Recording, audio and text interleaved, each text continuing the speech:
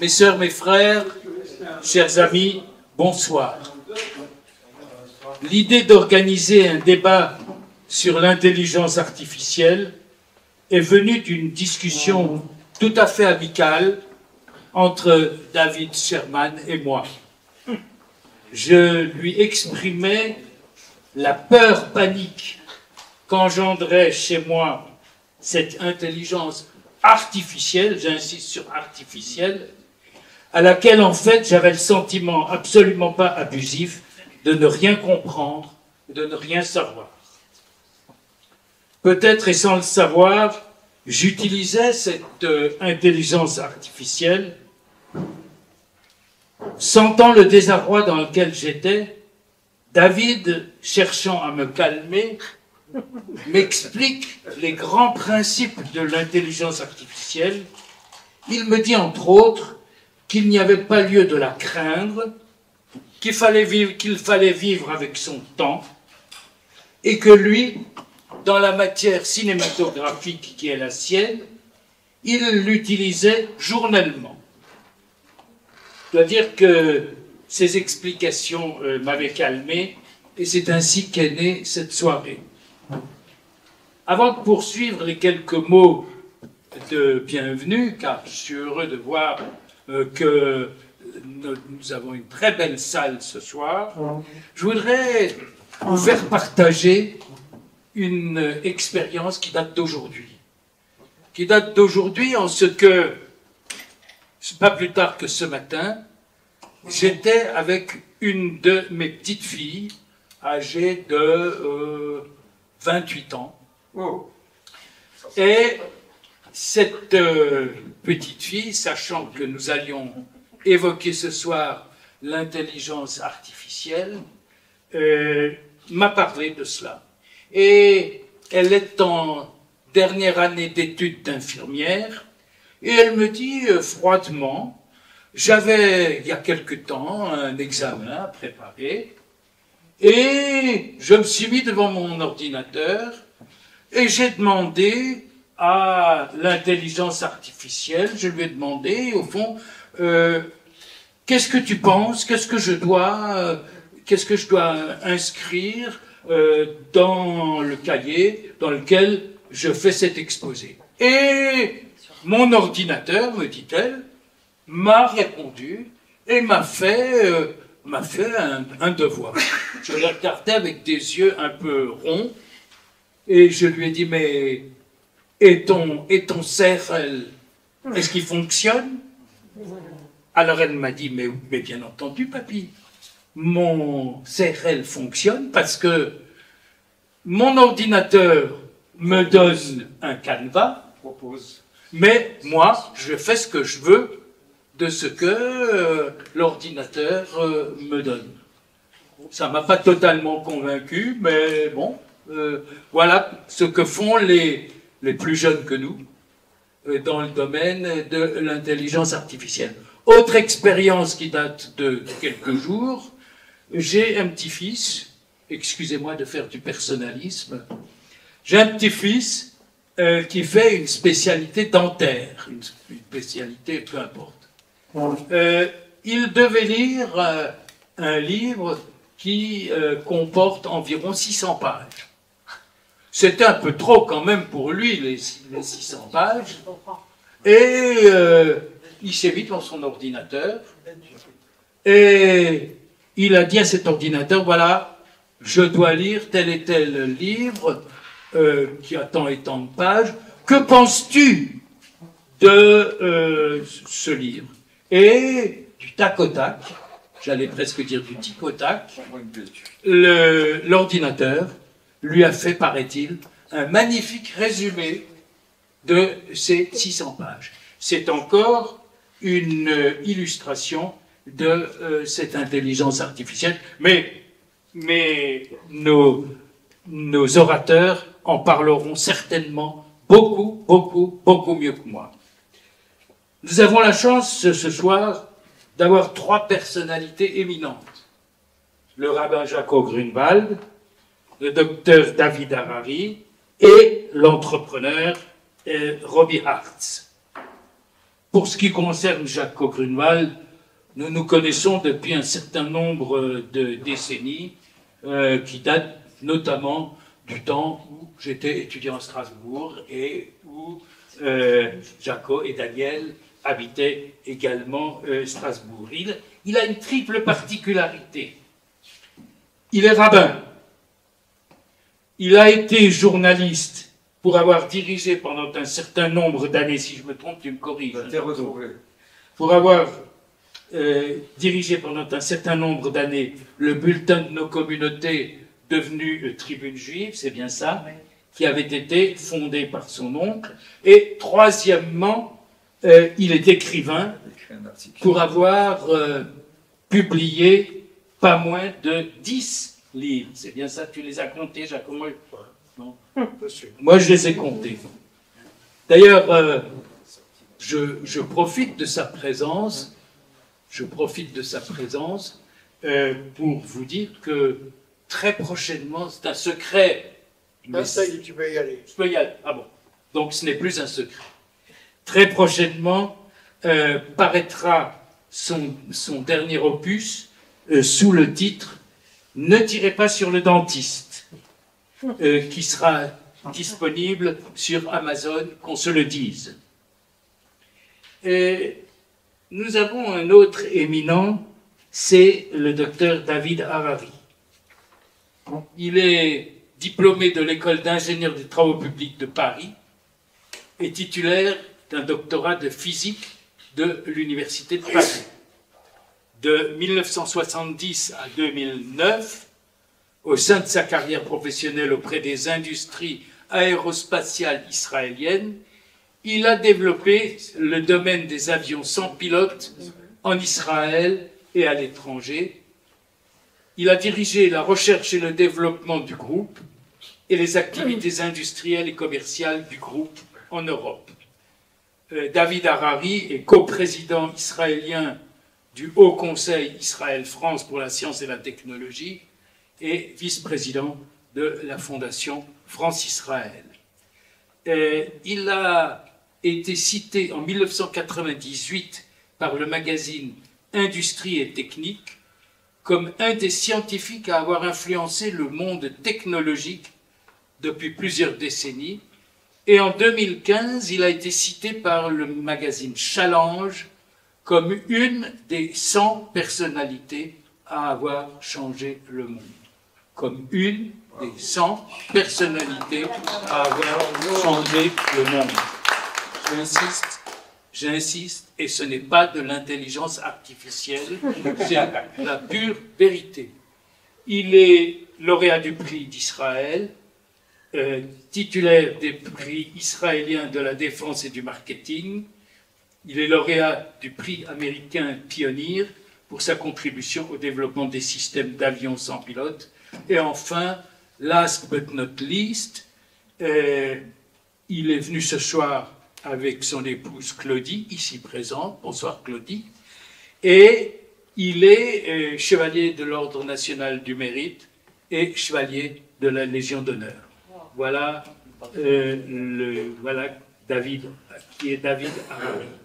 Et enfin, notre troisième orateur de marque, c'est Robbie Hartz.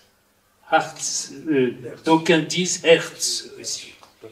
Il est entrepreneur établi en Israël depuis 30 ans. Après avoir obtenu un diplôme d'ingénieur en France, il a fait son alia et s'est investi dans le secteur des technologies et des services numériques.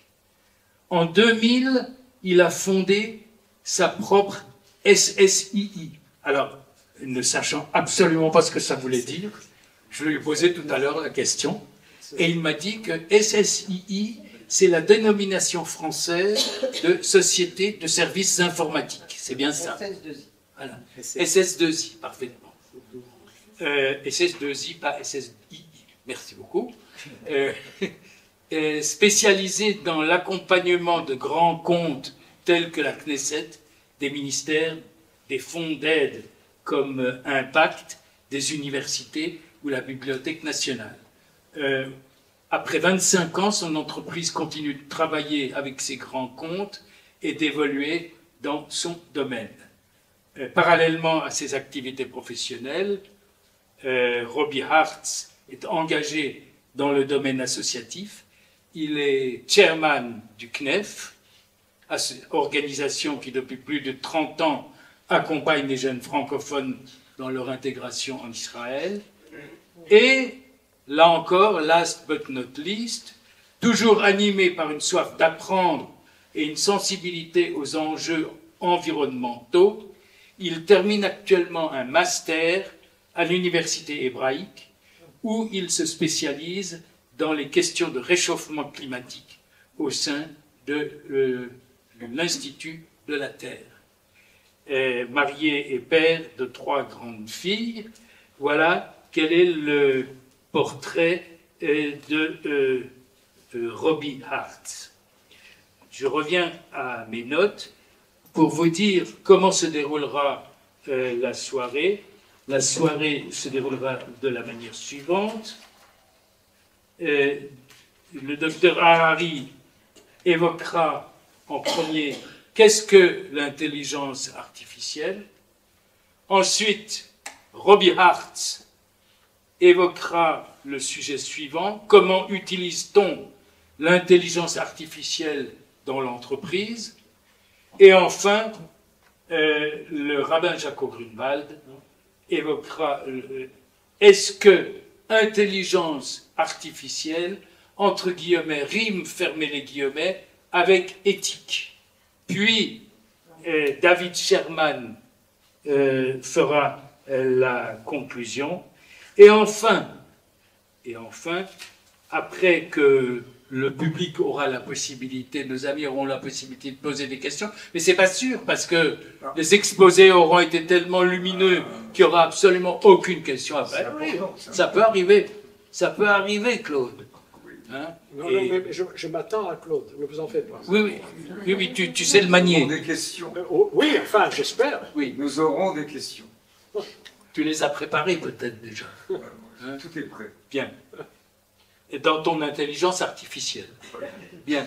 Et donc après les questions qui pourront être posées par nos amis, nous nous retrouverons pour le traditionnel pot de l'amitié, confectionné comme d'habitude avec compétence et affection, j'ai marqué, avec compétence et affection par nos sœurs. Voilà, Dreyfus t'a assez parlé, ça suffit, tu dois te taire maintenant et passer la parole au docteur Harari. Très bien, merci Pierrot. Alors, bon, alors merci de nous avoir invités, Claudie et moi. J'ai toujours un bon sentiment venant à la loge de Robert Gamson. Un peu plus. Non, ça marche? Oui, normalement ça marche. Ah, maintenant, oui. Oui. Bon, Robert Gamson, quand même, était une de nos figures de notre jeunesse en France. Donc, ça fait toujours plaisir. Ça m'a permis aussi de revoir Charlie, de répondre à l'invitation de Pierrot. Mais ça, c'est la surprise de cette soirée. J'ai retrouvé Claude Salama. Alors, ça, je dois vous le dire. Claude ne m'a pas reconnu. Moi, je ne l'ai pas reconnu, mais on s'est embrassé presque. Seulement, j'ai découvert qu'il fait partie des pessimistes vis-à-vis de l'intelligence artificielle. Donc, j'espère qu'on n'aura pas une polémique ensemble, parce que moi, je fais partie des optimistes, mais j'espère, ça y est, il va commencer. Vas-y, Claude. Je ne suis pas pessimiste, angoissé. Ah, tu es angoissé? Ah ben, je vais te calmer, tu vas voir. Angoissé. Voilà. Bon, alors, on va parler de l'intelligence artificielle. J'ai trouvé le moyen, enfin, il me semble que j'ai trouvé un moyen beaucoup plus convivial de parler un peu et de vous montrer des exposés d'un des grands scientifiques français qui s'est occupé de l'intelligence artificielle à tel point que maintenant il vit aux États-Unis, il est franco-américain, et il dirige justement le laboratoire de l'intelligence artificielle de Facebook. Donc là, on vous expliquera, enfin je pense que c'est très superficiel ce que je vous présente, parce que parler de l'intelligence artificielle Ça prend du temps, mais je suis certain après qu'avec les deux orateurs qui me suivent, vous pourrez avoir une question.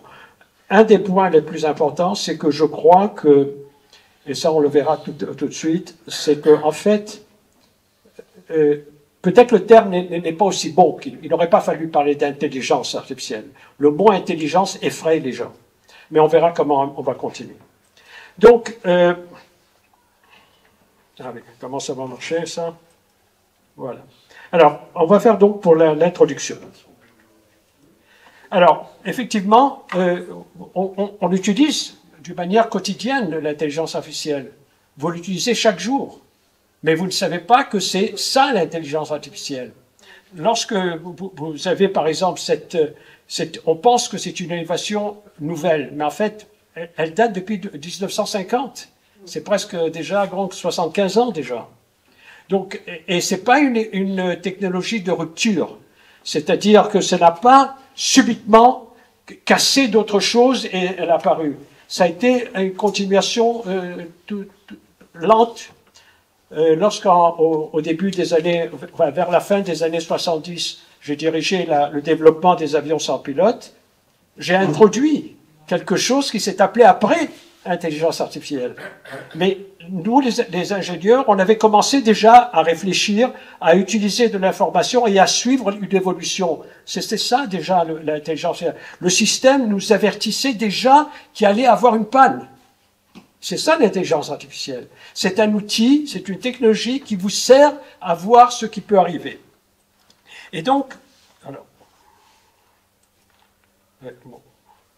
donc voilà. Alors effectivement, comme je l'ai marqué, c'est un moteur d'innovation, bien sûr, mais il peut soulever des défis. Des défis éthiques, sociaux, environnementaux, et on va le voir là. Alors là, j'ai voulu donc vous présenter Yann LeCun. Lui, Yann est donc, comme je vous l'ai dit, directeur scientifique chez Facebook, qui s'occupe justement de l'intelligence artificielle. Il fait partie de ceux qui ont inventé, il y a une trentaine d'années, ce qu'on appelle l'apprentissage profond. L'apprentissage profond, ça signifie qu'en fait, que l'ordinateur va chercher des informations beaucoup plus, non pas des informations superficielles, mais plus importantes vers profond, à l'intérieur des mémoires, etc. Et il a reçu en 2018, il y a 7 ans, le prix Turing. Turing, j'en parlerai après, c'est Turing et McCarthy qui sont en fait les précurseurs de ce qu'on a appelé après l'intelligence artificielle. Bon, et alors, là déjà, on va parler d'un premier film. John Alito, AI is good for the world, helping people in various ways. On est complètement entouré d'intelligence artificielle, très souvent sans le réaliser parce que c'est un petit peu derrière le rideau. Donc chaque fois qu'on fait une recherche sur Google ou un autre moteur de recherche, la manière dont sont ordonnés les résultats, en fait, utilise l'intelligence artificielle pour filtrer l'information qui n'est pas pertinente, pour mettre en haut les résultats qui sont plus susceptibles d'être intéressants, etc. Quand on organise notre collection de photos, quand on va sur Facebook et Facebook décide quoi vous montrer, quelles pièces d'information vous montrer, c'est le système d'intelligence artificielle en fait qui décide d'apparier le contenu des pièces d'information à vos intérêts. Alors, effectivement, vous avez fait attention qu'il vous a parlé lorsqu'on regarde nos photos. Vous savez que maintenant, sur les photos, vous pouvez donner le nom d'une des personnes et l'appareil va vous donner toutes les photos de cette personne-là. C'est ça l'intelligence artificielle. L'ordinateur a appris à reconnaître David et il trouvera automatiquement dans les autres photos où apparaît David. C'est ça l'intelligence artificielle. Donc l'intelligence artificielle se trouve dans notre monde. Si vous prenez le Waze, c'est l'intelligence artificielle. C'est tout simplement, l'ordinateur qui est beaucoup plus rapide que l'être humain pour intégrer des données, peut automatiquement voir où aller. Et je présume que si vous avez utilisé le Waze par vous-même, plusieurs fois, vous êtes arrivé à des endroits où il vous propose une autre route pour aller plus vite. parce qu'il s'est rendu compte qu'un peu plus tard, il y aurait un embouteillage. Ça, c'est par exemple pour le Waze. Ou bien si vous recherchez sur Google quelque chose, vous posez la question et il vous apporte l'information. C'est l'intelligence artificielle. C'est donc un outil qui va vous aider dans ce que vous voulez faire. Si vous voulez avoir la météo dans votre photo, vous avez la météo, et donc automatiquement, comment c'est automatique, ils vont le faire. Bref, ce que je veux dire, c'est tellement banal qu'on oublie que c'est ça l'intelligence artificielle.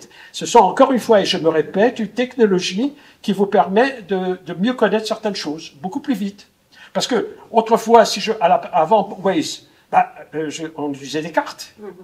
Et c'était le conducteur ou la personne qui était avec lui qui lui indiquait il faut tourner à droite, il faut tourner à gauche. Qu'est-ce qu'on a fait? On a programmé dans l'ordinateur ces éléments-là. Je me rappelle, j'étais il y a de cela une trentaine d'années, Peugeot avait fait une démonstration à Paris, le précurseur de ce qui aurait été le Waze. Et nous avait montré comment le faire. C'est extraordinaire, je trouve. Enfin, bon, on parlera. Bref, comme je l'ai écrit, l'intelligence artificielle est capable de collecter, de trier, de hiérarchiser, de gérer et de transmettre des informations. Alors, si on rentre pour l'intelligence artificielle, qu'est-ce que c'est? Eh bien, on va voir encore notre ami Yann. L'intelligence artificielle, c'est des techniques pour permettre aux machines de reproduire des fonctions qu'on attribue d'habitude aux animaux et aux humains, comme percevoir, se déplacer, agir sur le monde, planifier. De nos jours, ça veut dire, en grande partie, permettre aux machines d'apprendre. Donc il y a eu un gros développement ces dernières années, ces dernières décennies, en fait, de ce qu'on appelle l'apprentissage automatique, particulièrement un ensemble de techniques qu'on appelle l'apprentissage profond, qui permettent aux machines d'apprendre à partir d'exemples. Alors malheureusement, pour l'instant, entraîner les machines nécessite de montrer par exemple des images à la machine pour lui permettre de reconnaître des voitures, des tables, des chaises, des gens. Et donc c'est ce qu'on appelle l'apprentissage supervisé, c'est un petit peu comme montrer un livre d'images à un enfant. Mais ce qu'on voudrait bien pouvoir faire, c'est le sujet de recherche très actif en ce moment, c'est permettre aux machines d'apprendre par elles-mêmes, d'une certaine manière. Un petit peu apprendre comme les enfants apprennent à comprendre le monde en l'observant, comme les animaux apprennent à vivre simplement avec très peu d'interaction avec leurs congénères. On est encore très très loin de pouvoir faire des machines vraiment intelligentes. On peut faire des machines utiles, on peut faire des machines qui savent reconnaître les images, trier les informations, comprendre un petit peu ce que fait un texte, traduire un texte, mais on a beaucoup de mal à faire des machines qui, par exemple, ont une compréhension profonde d'un dialogue, qui peuvent mener un dialogue de manière intelligente, répondre à des questions de manière intelligente, etc. L'intelligence artificielle va transformer la société dans les décennies qui viennent. Probablement un des plus gros impacts dans les années qui viennent vont être l'apparition de voitures qui se conduisent toutes seules, ou en tout cas d'assistance à la conduite, de meilleurs systèmes d'analyse d'images médicales qui vont sauver des vies. Et puis au-delà de ça, des assistants virtuels, intelligents, qui vont nous aider dans notre vie de tous les jours. Et tout ça va arriver dans la décennie ou les 2 décennies. Vous avez certainement sur votre iPhone Siri. Oui. Siri, c'est l'intelligence artificielle. Vous posez une question à Siri. Seulement Siri a été programmé pour vous donner la réponse. C'est pas qu'il l'a pensé pour vous et il a trouvé la réponse. Il y a eu un programmateur, un informaticien qui lui a introduit l'information. Alors, c'est vrai qu'il faut penser à tout, mais c'est ça l'intelligence artificielle. C'est pour ça que ça se développe de plus en plus. Et on dira quelques mots sur donc les machines. Alors voilà, c'est un ensemble de techniques pour reproduire des fonctions comme les êtres humains pour percevoir, se déplacer, etc. Donc continuons un petit peu pour déjà vous donner. Donc en fait, il a commencé à se développer vers les années 1950. Alors pourquoi 1950? Ça c'est je crois assez important. On parle rapidement de cette historique. D'abord, aux années 90 à peu près, je dirais même, enfin, il faudrait peut-être que je commence plus tôt. Tout de suite aux années 50, les scientifiques, au lendemain de la Deuxième Guerre mondiale, avaient été impressionnés par quelque chose que seulement dans certains milieux en parler. Je ne sais pas si vous avez entendu parler du code Énigme. des Allemands. Enigma. Exactement. Et les Alliés ne savaient pas comment codifier, et il y a eu un scientifique, un mathématicien anglais, Alan Turing, qui lui a pu comprendre ça. À tel point que c'était secret, ce n'est qu'en 1970, le monde a su que c'était Alan Turing qui avait découvert la chose, lorsqu'il était mort déjà. Il est mort très jeune, relativement. Donc, et aux années 58, aux États-Unis, un jeune mathématicien aussi, McCarthy, un nom irlandais, son père était irlandais, mais puisque nous sommes à Jérusalem, je me permets de le dire, d'après la halakha, il est juif. Sa mère était juive lituanienne, et c'est lui qui a mis les bases mathématiques réelles de l'intelligence artificielle. Il est décédé il y a quelques années. Alors, ce qui a été après 50, et de 50 à 70, 80, c'était tout simplement l'apparition des ordinateurs. J'ai pas marqué dans mon CV, mais j'ai été la première promotion du 3e cycle d'informatique de la Sorbonne. Ce que j'ai appris en ordinateur ne correspond à rien, à part ce que mes petits-enfants qui terminent une maîtrise, j'en ai deux qui étudient, dont trois qui étudient l'informatique, étudient. Et donc, il y a une évolution énorme grâce justement aux ordinateurs. Je pense que Roby en parlera un petit peu aussi. Et aux années à peu près 90, nous arrivons avec le début de l'Internet. Et ça a fait un bouleversement total, en ce sens que la vitesse des ordinateurs qui s'est développée d'une manière exponentielle, l'ordinateur que j'ai sur mon iPhone était beaucoup plus rapide, sans aucune comparaison dans cette petite boîte que j'ai par rapport à l'ordinateur que j'ai utilisé pendant mon doctorat à la Sorbonne, où c'était un ordinateur dans une chambre pareille avec des appareils, etc., etc. Donc tout ça a apporté justement, et c'était une opération, et c'était une évolution graduelle, mais grâce à l'apport d'autres technologies qui ont permis de faire. Ça, c'était donc important. Et après, il y a eu, alors, autre chose encore, ce qui est très important, c'est justement, on a pu comprendre, on pouvait utiliser la masse de données qui étaient entreposées dans les ordinateurs. On avait compris que toutes les données qu'on avait dans tous les domaines, les mémoires les emmagasinées, et à ce moment-là, l'ordinateur, avec sa rapidité, pouvait utiliser toutes ces données-là. Et c'est ça ce qu'on apprend, ce qu'on dit qu'il cherchait. En 97, à peu près, c'est-à-dire à la fin du siècle, il y a eu un petit choc. Je ne sais pas si, enfin, je pense que vous vous souvenez que Kasparov était champion du monde des échecs, et il a été battu par un programme de IBM, Deep Blue. C'est-à-dire, en fait, la première manche, il l'a gagné. Mais en le gagnant, il a montré à l'ordinateur comment il a gagné. Ce qui fait qu'il a eu des problèmes en la deuxième manche, où l'ordinateur commençait à excusez-moi du terme, le coincer. Et en troisième, il a abandonné furieux parce que l'ordinateur avait. Alors, mais réfléchissons.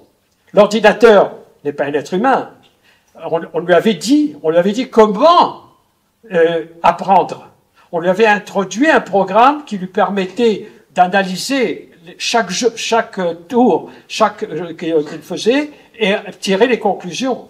C'est l'être humain encore qui est derrière ça. L'être humain utilise l'ordinateur comme un outil de travail. Point final. L'ordinateur, en tout cas aujourd'hui, ne va pas nous remplacer. Vous verrez après que Yann LeCun dit que peut-être il faut attendre encore quelques décennies.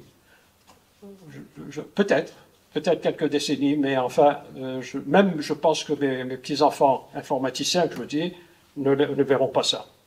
Bon, voilà. Alors, après, il y a eu autre chose qui a été évolué, qui s'est évolué, c'est une évolution encore une fois, c'est que l'ordinateur a pu identifier les mots. S'il a pu identifier les mots, il pouvait lire et comprendre les mots, ça permettait d'avancer la traduction automatique. Je suis certain que vous, vos enfants, vos petits-enfants utilisent Google pour traduire et pour écrire, etc. Voyez-vous? Et donc, c'est quoi? C'est traduction. C'est déjà fait. Mais toi aussi, Claude, tu le fais? Moi, je fais traduire par Google. Ouais, ben voilà. Donc, tu n'as pas peur de l'intelligence artificielle. Immédiat. Ben, tu vois, tu commences à changer, c'est bien, c'est bien.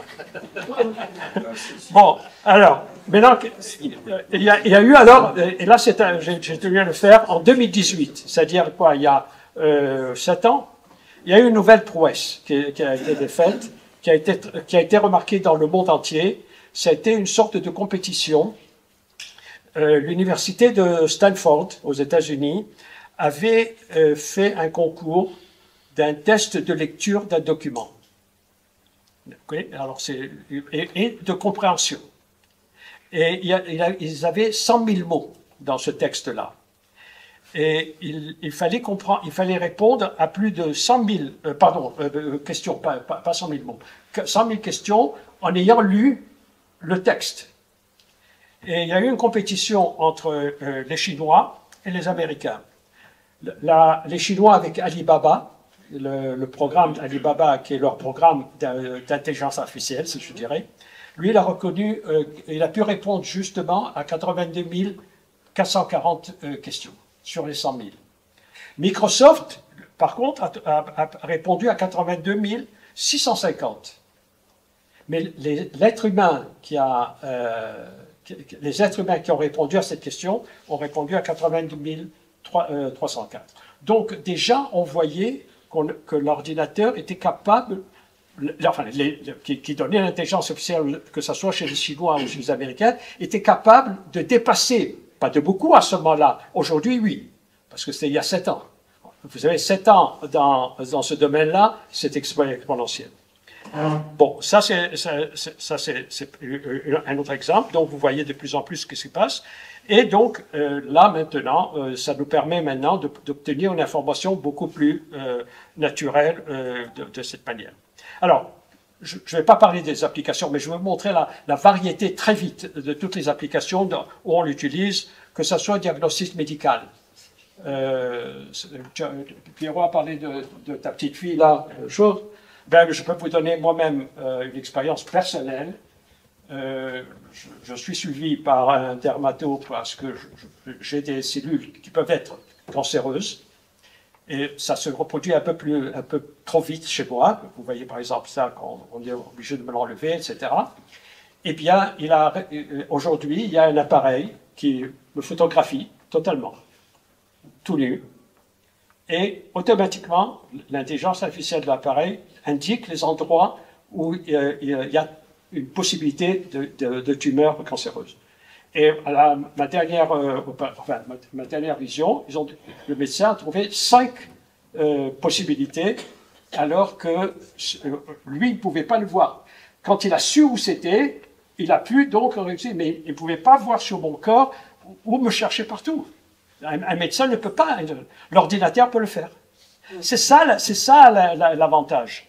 Les synthèses d'images, on en a parlé, en architecture, en conception assistée. Aujourd'hui, les architectes peuvent tout de suite automatiquement, un de nos gendres est ingénieur de bâtiment, il a un programme, et vous lui dites, voilà, tu veux construire quelque chose, etc. Tout de suite, il vous apporte plusieurs possibilités, et après, l'architecte, l'ingénieur choisit ce qui lui convient. Mais au moins, au lieu de réfléchir et de faire sortir certaines choses, il obtient automatiquement les choses qui lui permettent d'avancer. Et je crois que ta petite fille avait raison de dire, ben, ça me permet maintenant de choisir ce que je dois faire. Exactement. Alors maintenant, en éducation, de plus en plus. Alors, c'est vrai qu'il y a eu par ma fonction de président israélien du Haut Conseil franco-israélien, qui est une institution gouvernementale binationale et qui fait la promotion, qui fait la promotion de la recherche scientifique fondamentale et appliquée entre les deux pays. Je travaille beaucoup avec le ministère de la Recherche et du développement et de la technologie en Israël, qui est aussi responsable de l'innovation artificielle. Et donc, officiellement, l'intelligence artificielle rentre dans les écoles en Israël. On va enseigner aux enfants comment utiliser l'intelligence artificielle. Alors, la question qui se pose, c'est très bien, mais a-t-on les professeurs capables de faire ça? Donc, d'un côté, je trouve ça très bien. Je me pose la question si nous avons un programme en Israël qui nous permettra de transformer rapidement les professeurs, parce que, encore une fois, il faut savoir, il faut comprendre, il faut savoir utiliser ces outils. C'est comme vous apprenez, vous avez un outil de travail dont vous ne connaissez pas l'utilisation, vous pouvez mal l'utiliser. Voilà. L'éducation, prospection géologique, etc., etc., etc. Donc, énormément, par exemple, chez les avocats. Chez les avocats, aujourd'hui, des rapports sont faits par l'intelligence artificielle. Ça permet justement de faire beaucoup plus vite. Je parlais avec Roby là, il va nous donner des explications sur l'augmentation de la productivité. Alors, quels sont, effectivement, alors, puisque je parle de ça, les impacts dans les entreprises. Alors, j'ai marqué pour les dirigeants, l'IA est du pain béni. Oui, effectivement, parce que on va augmenter la productivité, donc on va engager moins de personnes. Bon, et on aura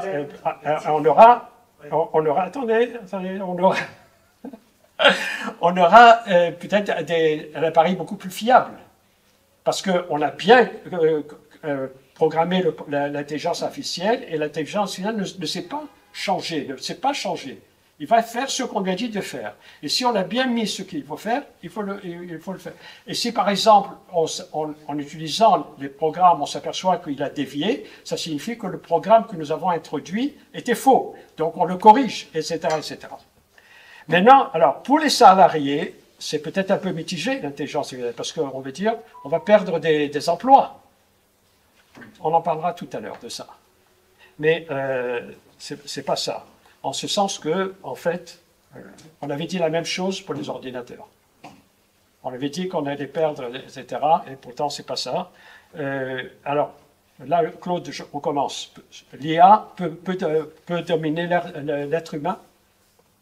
Voyons un peu de quoi il s'agit. Alors, oui, il peut battre l'être humain dans bien des domaines. Mais cela ne veut pas signifier qu'il est plus intelligent que l'être humain. Il est plus rapide dans son diagnostic. Il peut faire un travail qui prendrait beaucoup plus de temps par l'homme, et lui le fera en quelques minutes peut-être. Mais, encore une fois, grâce au programme que l'homme lui a donné. Et j'insiste énormément. Derrière l'intelligence artificielle, vous avez l'être humain. Vous n'avez pas un robot qui fait ce qu'il veut faire. Même les robots que nous avons sont des robots qui sont programmés.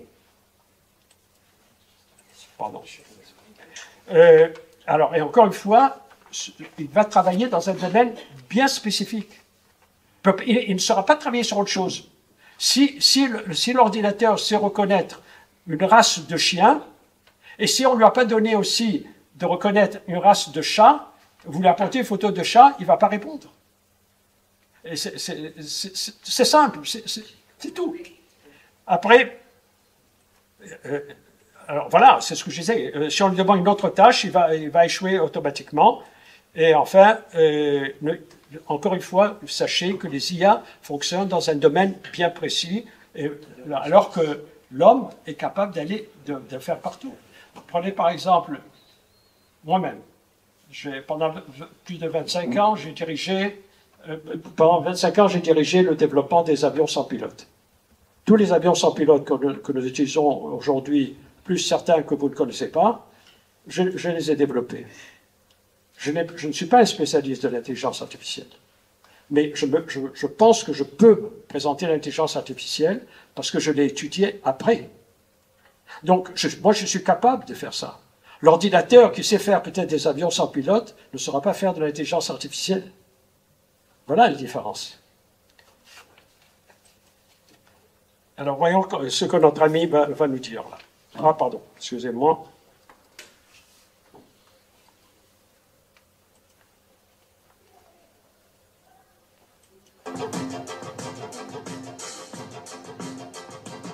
Les machines qu'on construit ont moins de bon sens qu'un rat aujourd'hui. Hein.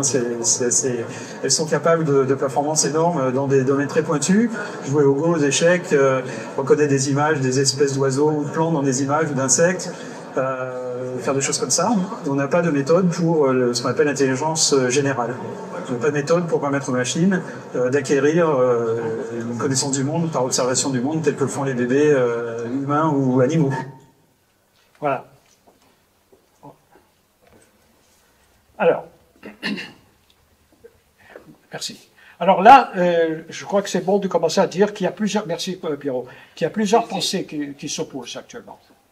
Il y en a une qui dit que c'est une menace pour l'humanité. On en parlera un petit peu tout à l'heure.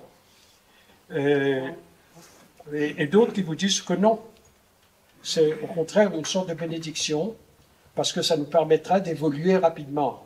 Lorsque, grâce à l'observation d'une radio ou d'une photo dermatologique de quelqu'un, l'ordinateur peut trouver des choses, il a sauvé une vie humaine.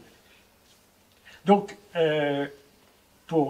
pour être, c'est-à-dire, ça ne veut pas dire qu'il ne faut pas faire attention. Il peut devenir une menace pour l'humanité. Mais l'être humain est assez intelligent pour savoir mettre des garde-fous.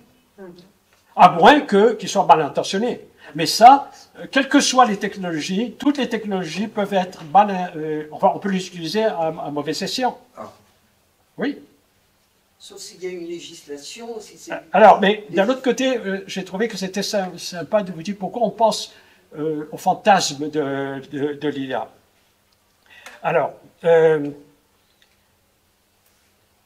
est-ce que la puissance des ordinateurs va transformer les choses, dans combien de temps, etc. On imagine énormément de choses. Et là, encore une fois, voyons un peu ce que notre ami va nous dire.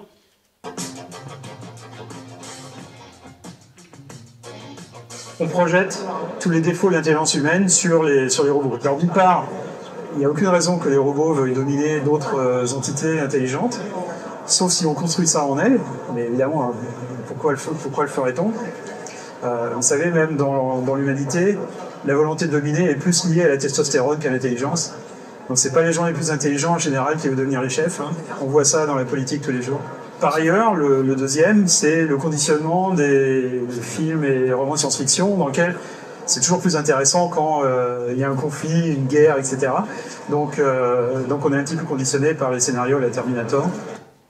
Bon, alors, on va les faire un peu plus vite, parce que le temps est en train de passer. On va voir ça. Alors, sur les emplois, je crois que c'est quand même important de le voir. Il y a beaucoup de nouveaux métiers que nous ne pensions pas. Et aujourd'hui, grâce à ça, par exemple, on peut gagner. Il ne faut pas avoir peur. Et là, je vais vous donner un chiffre du Forum économique mondial, c'est de Davos. En 2025, enfin le rapport qui vient de sortir là maintenant, c'est qu'en 2030, 92 millions de postes vont être supprimés grâce à la technologie. Par contre, 170 millions de nouveaux emplois vont être formés. Donc, en fait, quelle est la conclusion? C'est que c'est vrai que beaucoup de postes vont changer. C'est comme les anciennes technologies. Aujourd'hui, par exemple, on avait besoin il y a 100 ans, on avait besoin de manœuvres pour porter des choses lourdes. Aujourd'hui, vous avez des appareils qui les portent, etc. Donc, voilà. Bon, alors continuons un petit peu. Là, je voudrais dire qu'il y a quand même une nécessité de cadre éthique. On ne peut pas se permettre. Il faut mettre des garde-fous. On en parlera un peu plus tard, peut-être. Et enfin, je préfère vous montrer ça.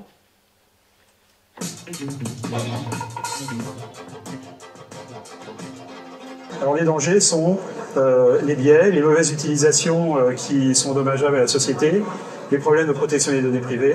Il va falloir que le terrain politique et légal, en fait, réfléchisse à ces questions et gère ça de manière correcte avant que les technologies n'apparaissent.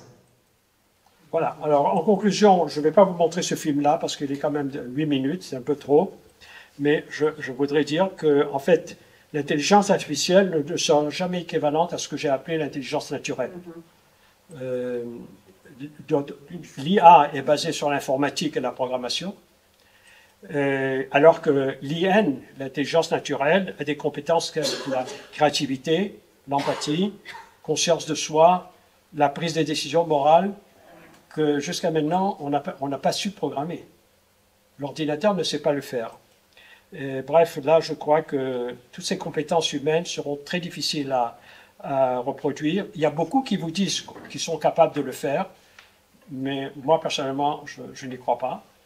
Et donc, c'est sur là que je voudrais m'arrêter. Merci bien.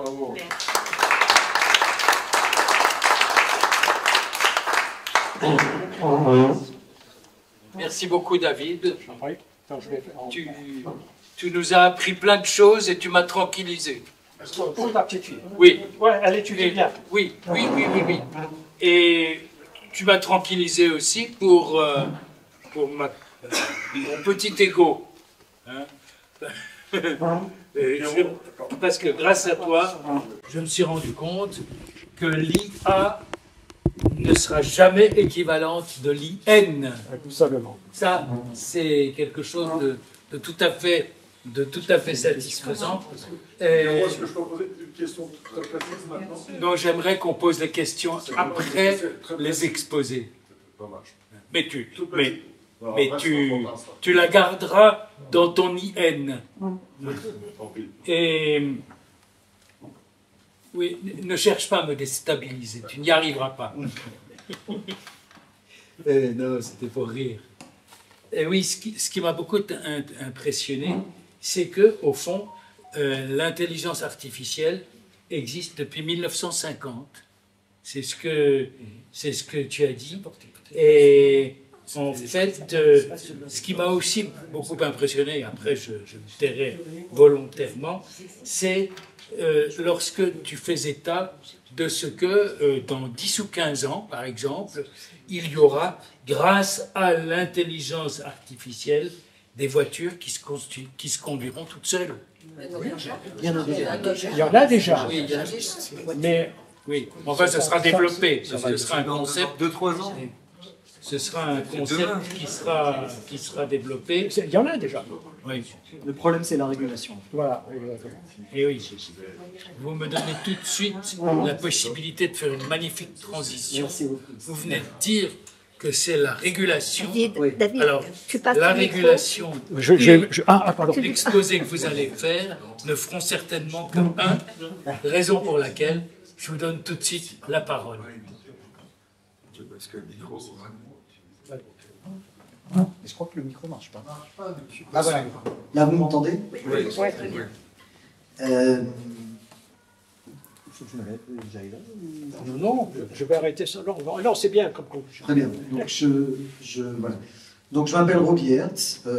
Comme j'ai été présenté, je dirige une société de développement informatique, une SS2I en français. Et je vais vous faire partager mon expérience. Je suis ingénieur en Israël depuis 1993, j'ai eu mon diplôme en 1992. Donc j'ai vu une évolution assez importante. Et je vais vous faire partager donc mon expérience de développeur informatique. Qu'est-ce que l'intelligence artificielle a amené, en particulier ces 3 dernières années. Je voudrais vous expliquer le travail de l'ingénieur, du développeur informatique. Il va écrire du code informatique. Il va écrire du code, c'est un langage informatique, et on va écrire ce code. Et une des choses qui sont problématiques, c'est que quand on écrit du code informatique, très souvent on va avoir ce qu'on appelle un bug, c'est-à-dire un problème, ou bien on va utiliser un objet informatique, on va utiliser un outil qu'on ne saura pas bien utiliser. On ne saura pas quelle est la commande adaptée. Et quand j'ai commencé à être ingénieur dans les années 90, au début des années 90, quand j'avais ce genre de problème, ben, ce que je faisais, c'était, j'avais une seule solution, deux solutions. Je me tournais vers mes collègues, 4, 5, 10 personnes. Alors soit ils savaient pas, soit ils faisaient de la rétention d'informations, ça aussi ça existe. Et puis sinon, ben, je prenais le bouquin de la documentation et je potassais le bouquin. Mais parfois, on n'y arrivait pas.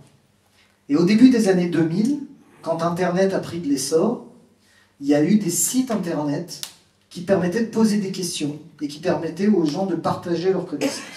Et ça, c'était une première révolution.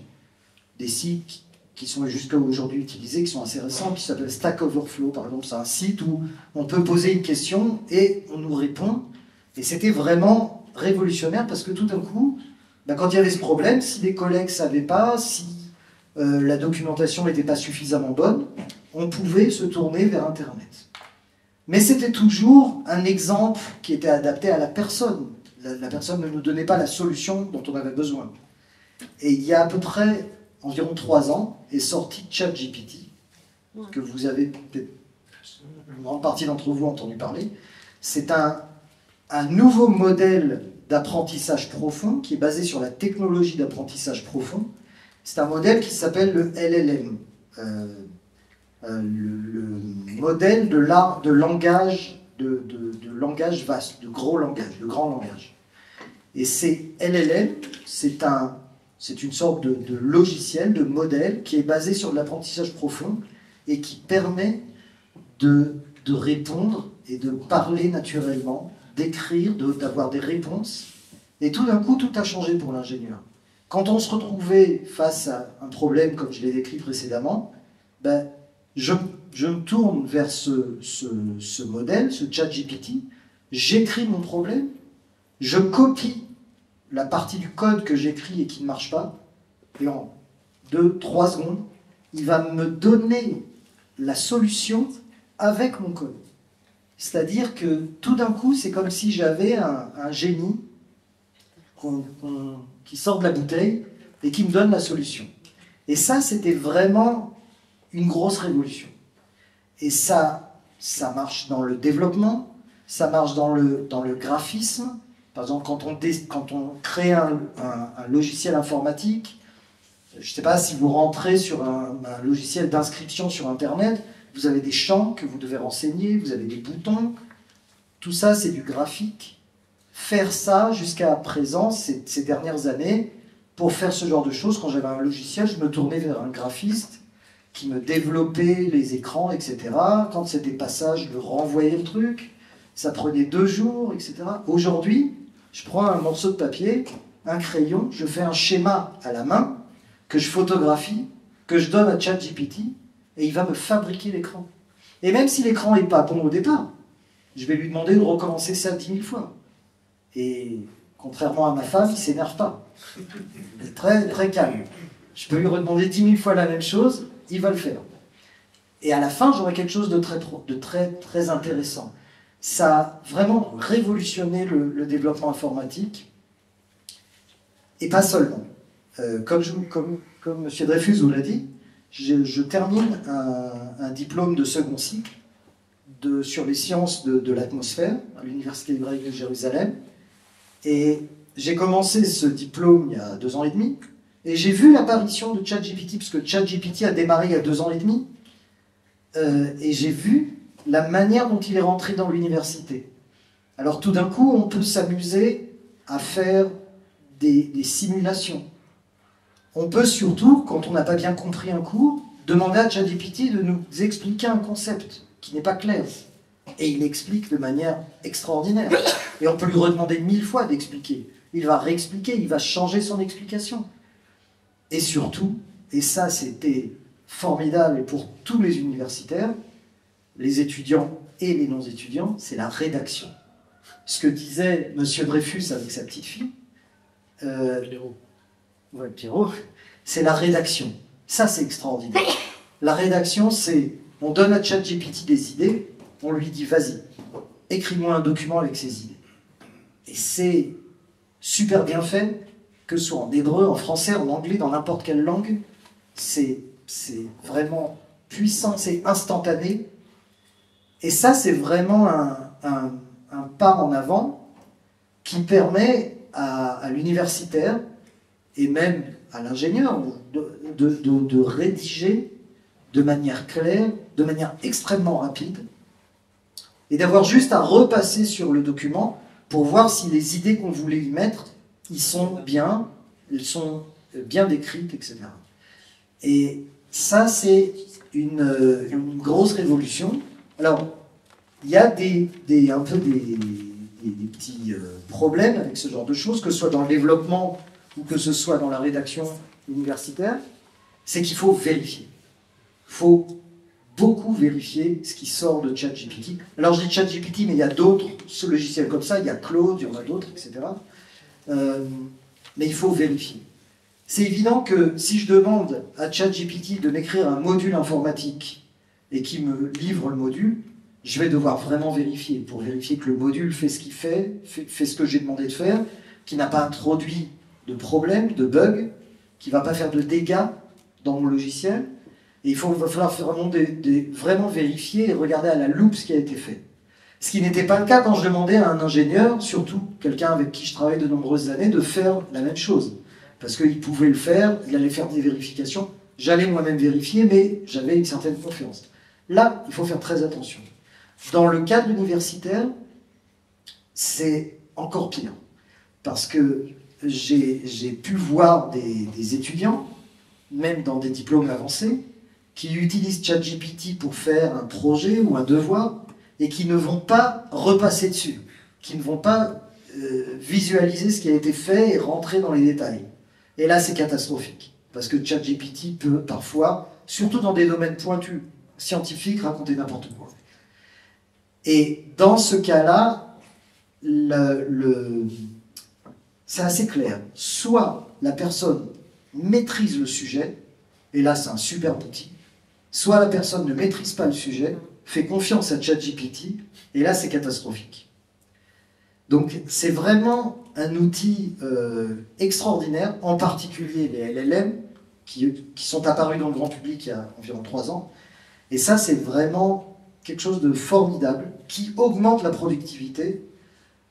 Il y a encore quelques années, avant ces 3 ans, je me tournais vers des indépendants ou des gens qui travaillaient avec moi et je leur disais crée-moi tel écran, crée-moi tel module, etc.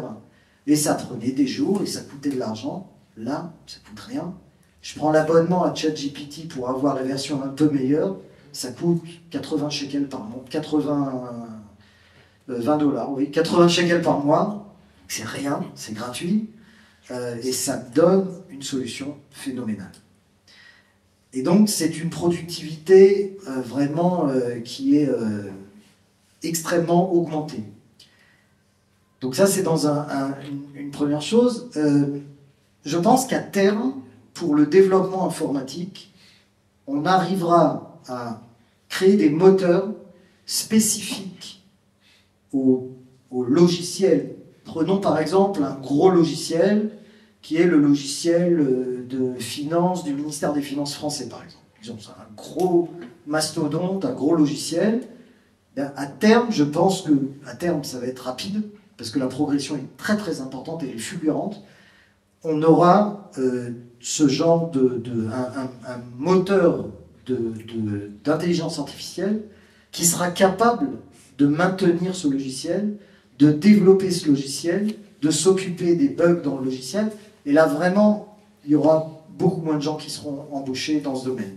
Ceux qui seront embauchés dans ce domaine, et les nouveaux métiers, ce seront ceux qui devront expliquer, parler au moteur d'intelligence artificielle, lui dire ce qu'on veut. Ça, ce sera quelque chose d'important.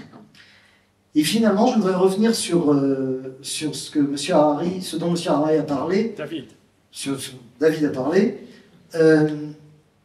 avec l'histoire du jeu d'échecs et de Kasparov. Il y a quelques années, ça c'était en 97, mais il y a quelques années, il y a un exemple encore plus flagrant qui s'est produit. Il y a un autre jeu qui s'appelle le jeu de Go, que vous avez abordé. Oui. Le jeu de Go, si certains ne connaissent pas, c'est un jeu qui, au point de vue du nombre de possibilités qu'on peut jouer, est beaucoup plus important que le jeu d'échecs. Il est beaucoup plus compliqué. Et le champion à l'époque, je vous parle de quelque chose qui a 4-5 ans, était coréen. C'était un jeune type coréen qui était un champion. Et on l'a fait jouer contre un logiciel de Google. Ce logiciel n'a pas été programmé par Google pour apprendre à s'améliorer au jeu de Go. Google lui a donné les règles et le logiciel a joué contre lui-même pendant plusieurs semaines et il est devenu imbattable. Et il a joué contre ce jeune Coréen et ça se trouve sur YouTube. À un moment donné, au tout début, le jeu de Go, le logiciel met une pièce, quelque chose qui n'a rien à voir. Et il y avait des présentateurs, des journalistes qui commentaient le match et qui disent mais c'est une erreur, pourquoi il l'a mis là? Et finalement, le logiciel a gagné. Et c'est vrai, il est très fort, il est très bon, etc. Mais pour les gens qui ont peur de l'intelligence artificielle, quelle est la différence entre l'ordinateur et le coréen? L'ordinateur, c'est quelque chose c'est de nombreux processeurs, une quantité de kilowatts d'énergie électrique consommée énorme. Et qu'est-ce qu'il sait faire, ce logiciel? Il sait jouer au jeu de Go. Le Coréen en face de lui, son cerveau consomme 80 watts, mais il sait marcher, courir, se lever, respirer, aller aux toilettes, parler. Il sait faire une infinité de choses qui ne sont pas ponctuelles. Mais on est encore loin d'arriver à ça. Bien que ça arrive, parce que la progression de ces 3 dernières années des LLM, donc de ces logiciels comme ChatGPT, elle est fulgurante. Un dernier exemple, j'essaye aussi de comprendre un petit peu comment les LLM fonctionnent, et il y a environ 6 mois, j'ai descendu un genre de ChatGPT, un LLM, qui était en open source, c'est-à-dire qu'on pouvait descendre gratuitement, et j'essaie de le faire marcher sur mon ordinateur. Parce que vous savez, quand vous utilisez ChatGPT, le moteur ne tourne pas sur votre ordinateur. Vous envoyez un message à des serveurs et qui vous renvoient une réponse. Ces serveurs sont extrêmement lourds, avec beaucoup de processeurs, beaucoup d'énergie, beaucoup de mémoire. Et j'avais essayé d'en descendre un pour faire tourner sur mon ordinateur à la maison. Et ça, comme on dit en informatique, ça ramait. Je lui écrivais bonjour, et après 20 minutes, il me répondait bonjour. Il y a 1 mois de ça, j'ai descendu des nouveaux moteurs qui marchent sur mon ordinateur, et j'ai eu un tel doute que j'ai débranché le réseau pour être sûr que c'est vraiment mon ordinateur, et qui sont pratiquement aussi rapides que ChatGPT. Donc la progression est vraiment rapide.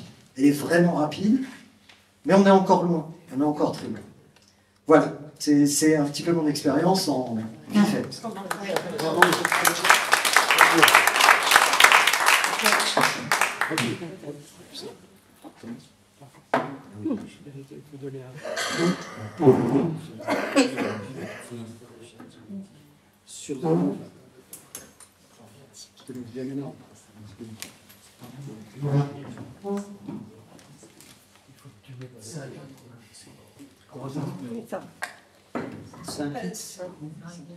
Voilà, comme ça. Sur le col. Sur le cœur.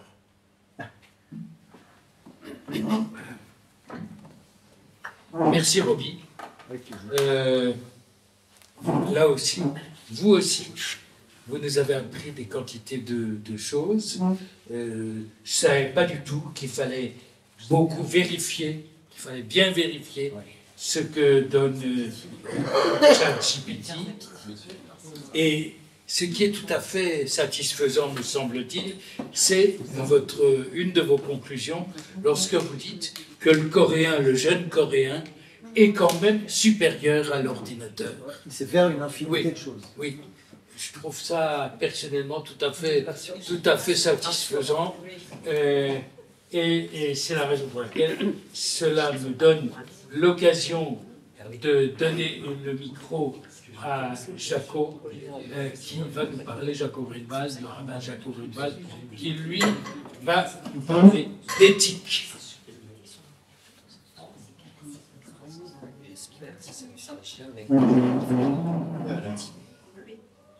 Lorsque notre bien-aimé président m'a téléphoné pour me dire de participer à un débat sur l'intelligence artificielle, je lui ai dit, mais je n'y connais rien.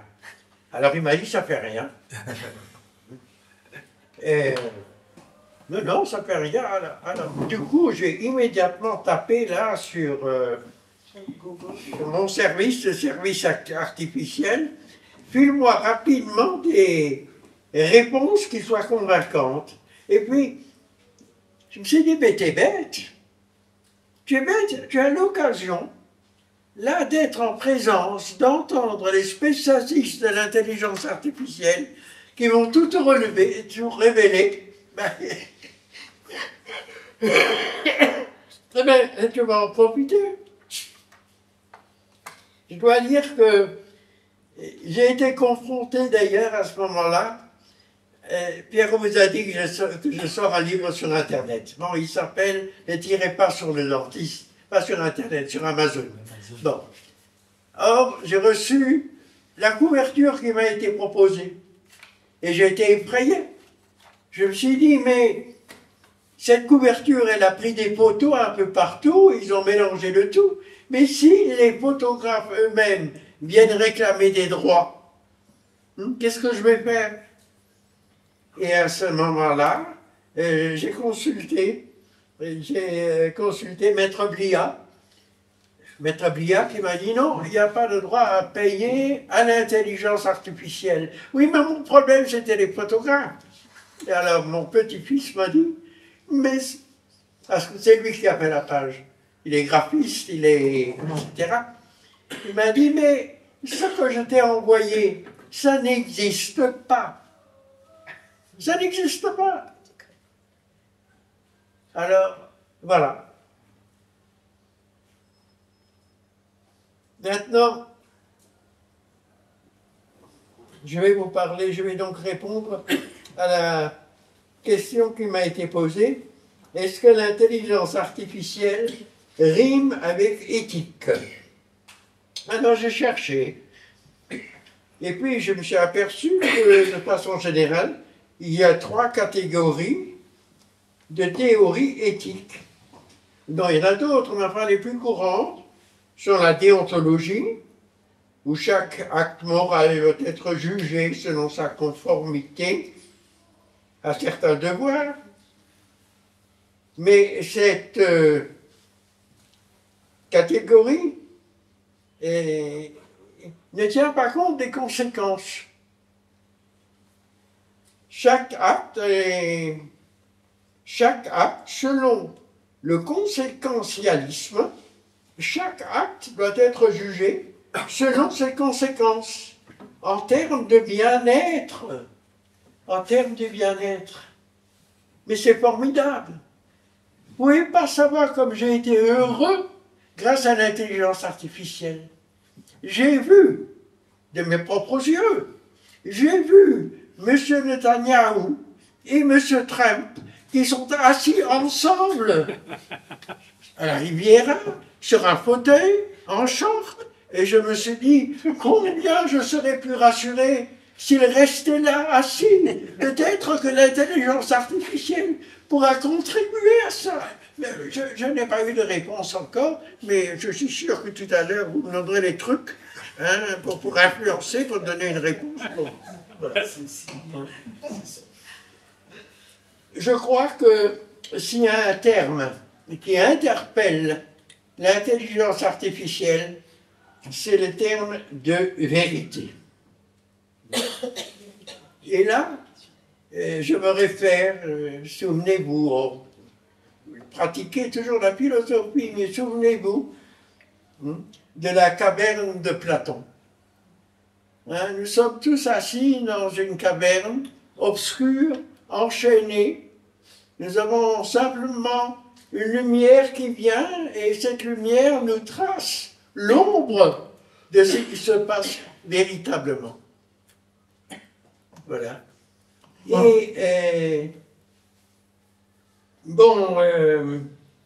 Platon, il voulait inviter ses contemporains à rejeter toute forme d'idées reçues et de se montrer vigilants.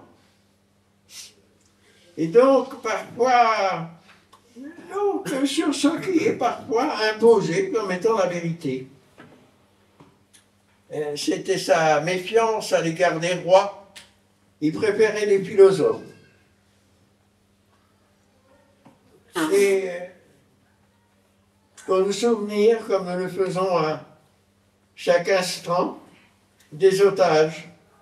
J'ai dans la lettre à un otage trouvé cette citation. C'est toujours dans les caves de l'oppression que se préparent les vérités nouvelles.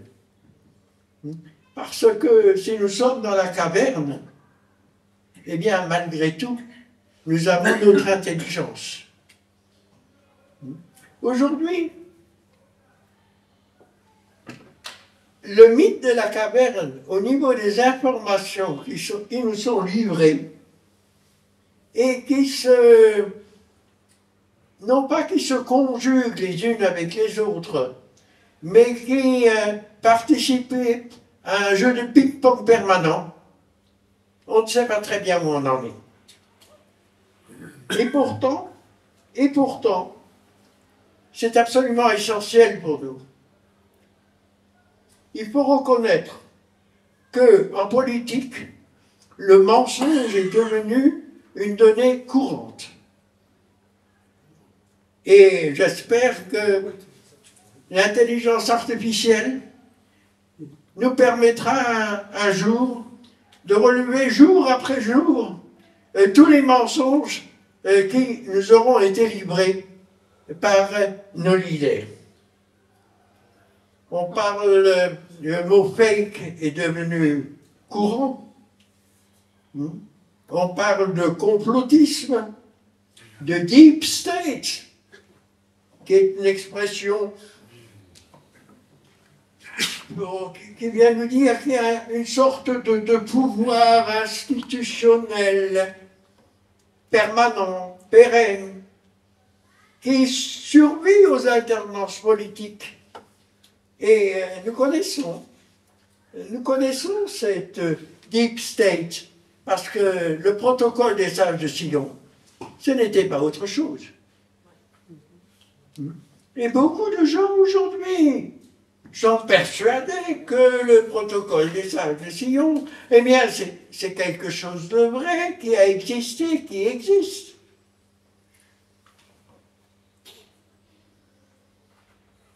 Alors voilà. Lorsque maintenant, après Platon, j'interroge les sources juives, eh bien, je veux dire qu'il y a un mot qui nous est familier. Nous le prononçons tous les jours. Dès le début, lorsque nous allons à la prière du matin, le Olam, Yehe Adam, Yere Shamayim, ou Modé al ha-emet, le Dover emet bilvavo, que nous reconnaissions la vérité, et que la vérité, nous la disions en nous, que nous la connaissions.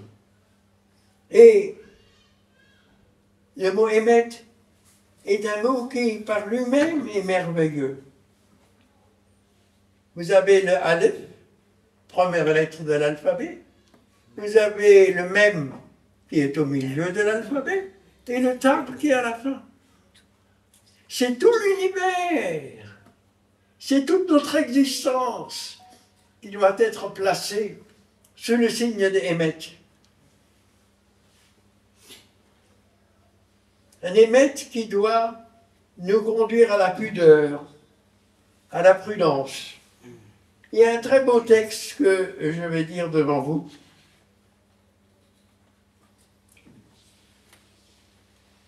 Qui est dans la Gemara. Qui est dans la Gemara Yoma. Pour ceux qui veulent le noter à la page 69. On a la Knesset, on connaît la Knesset. Mais avant que la Knesset, il y avait une Knesset Gedola, la grande Knesset. Alors on ne sait pas très bien à partir de quel moment elle existait vraiment. Mais probablement, ou en tout cas les sages nous disent, que les derniers prophètes, ceux du retour, ils étaient membres de la Knesset Gedola. Et alors la Gemara pose la question, pourquoi est-ce qu'on les appelle la Knesset Gedola, la grande Knesset? Parce que, répond-elle, elle a rendu sa gloire à l'ensemble de la Torah. Parce que voilà, dit-il, Moshe était venu et a parlé de Ha'el, Hagadol, Hagibor, Hanora. Dieu grand, puissant, redoutable. Et alors, Jérémie, lui, il a dit comment des étrangers sont en train de danser dans le parvis du temple. Où est son côté redoutable? Et il n'a plus jamais dit redoutable. Ensuite est venu Daniel. Et Daniel a dit, ils sont là, font ce qu'ils veulent dans le temple. Où est la grandeur de Dieu? Et il n'a plus jamais dit Gibor. Alors sont venus les membres de la Knesset Agdola et ils ont dit au contraire, la puissance de Dieu, c'est qu'il retient sa colère. C'est d'ailleurs pas écrit comme ça, j'ai utilisé d'un anthropomorphisme un peu trop fort. Parce qu'il accorde la longanimité à ceux qui mériteraient de disparaître. Et son côté redoutable, c'est que si Dieu n'existait pas, et là nous rejoignons, vous savez bien, nos auteurs célèbres, c'est qu'à ce moment-là, tout serait permis et Dieu n'existait pas, l'homme dévorerait son prochain. Et alors à ce moment-là, on a rétabli Ha'el, Hagadol, Hagibor, Vanora. Mais pas plus.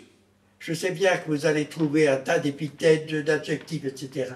Mais dans la prière proprement dite, n'est-ce pas? C'est Ha'el, Hagadol, Hagibor, Vanora. C'est ça qu'il faut retenir, je pense. C'est cette pudeur, comme je l'ai dit, cette retenue que nous devons avoir envers tout ce qui se passe.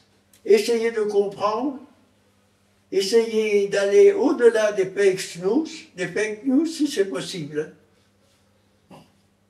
Maintenant, le côté positif de l'intelligence artificielle, il nous a été exposé. Je vous en remercie beaucoup. En ce qui me concerne, je me dis que c'est là un outil fantastique de connaissance. Et que disons-nous? Ata chonen dat. Toi, Seigneur, tu accordes la connaissance. Tu accordes la connaissance aux hommes. Et c'est cette connaissance, cette étude, qui nous a permis de tenir le coup pendant 2000 ans. Et nous avons là maintenant un outil absolument prodigieux qui nous donne une connaissance aussi profonde et étendue que nous cherchons. Alors vous me direz, oui, mais alors on n'a plus besoin de... Si, on a besoin, et on a besoin de l'intelligence artificielle, parce que plus on avance dans la connaissance, plus on en franchit ses sommets. Voilà, bonsoir.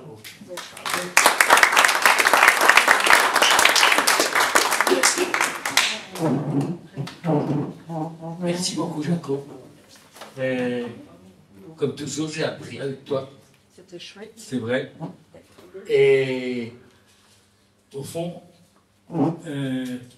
tu as insisté sur le fait, d'une part, de la puissance de Dieu qui apporte la longanimité à ceux qui devraient disparaître. C'est pas mal comme idée.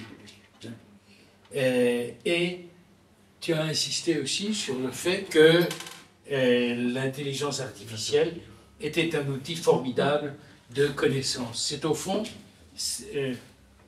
j'allais dire, ce que tous les trois vous avez développé parce que vous nous avez fait savoir effectivement ce qu'était l'intelligence artificielle et vous nous avez tous les trois convaincus de ce que c'est un outil formidable de connaissance. Je voudrais, avant de passer la parole à David Sherman pour la conclusion de cette soirée, je voudrais vous faire part d'une expérience que j'ai vécue récemment, dont j'ai oublié de parler tout à l'heure.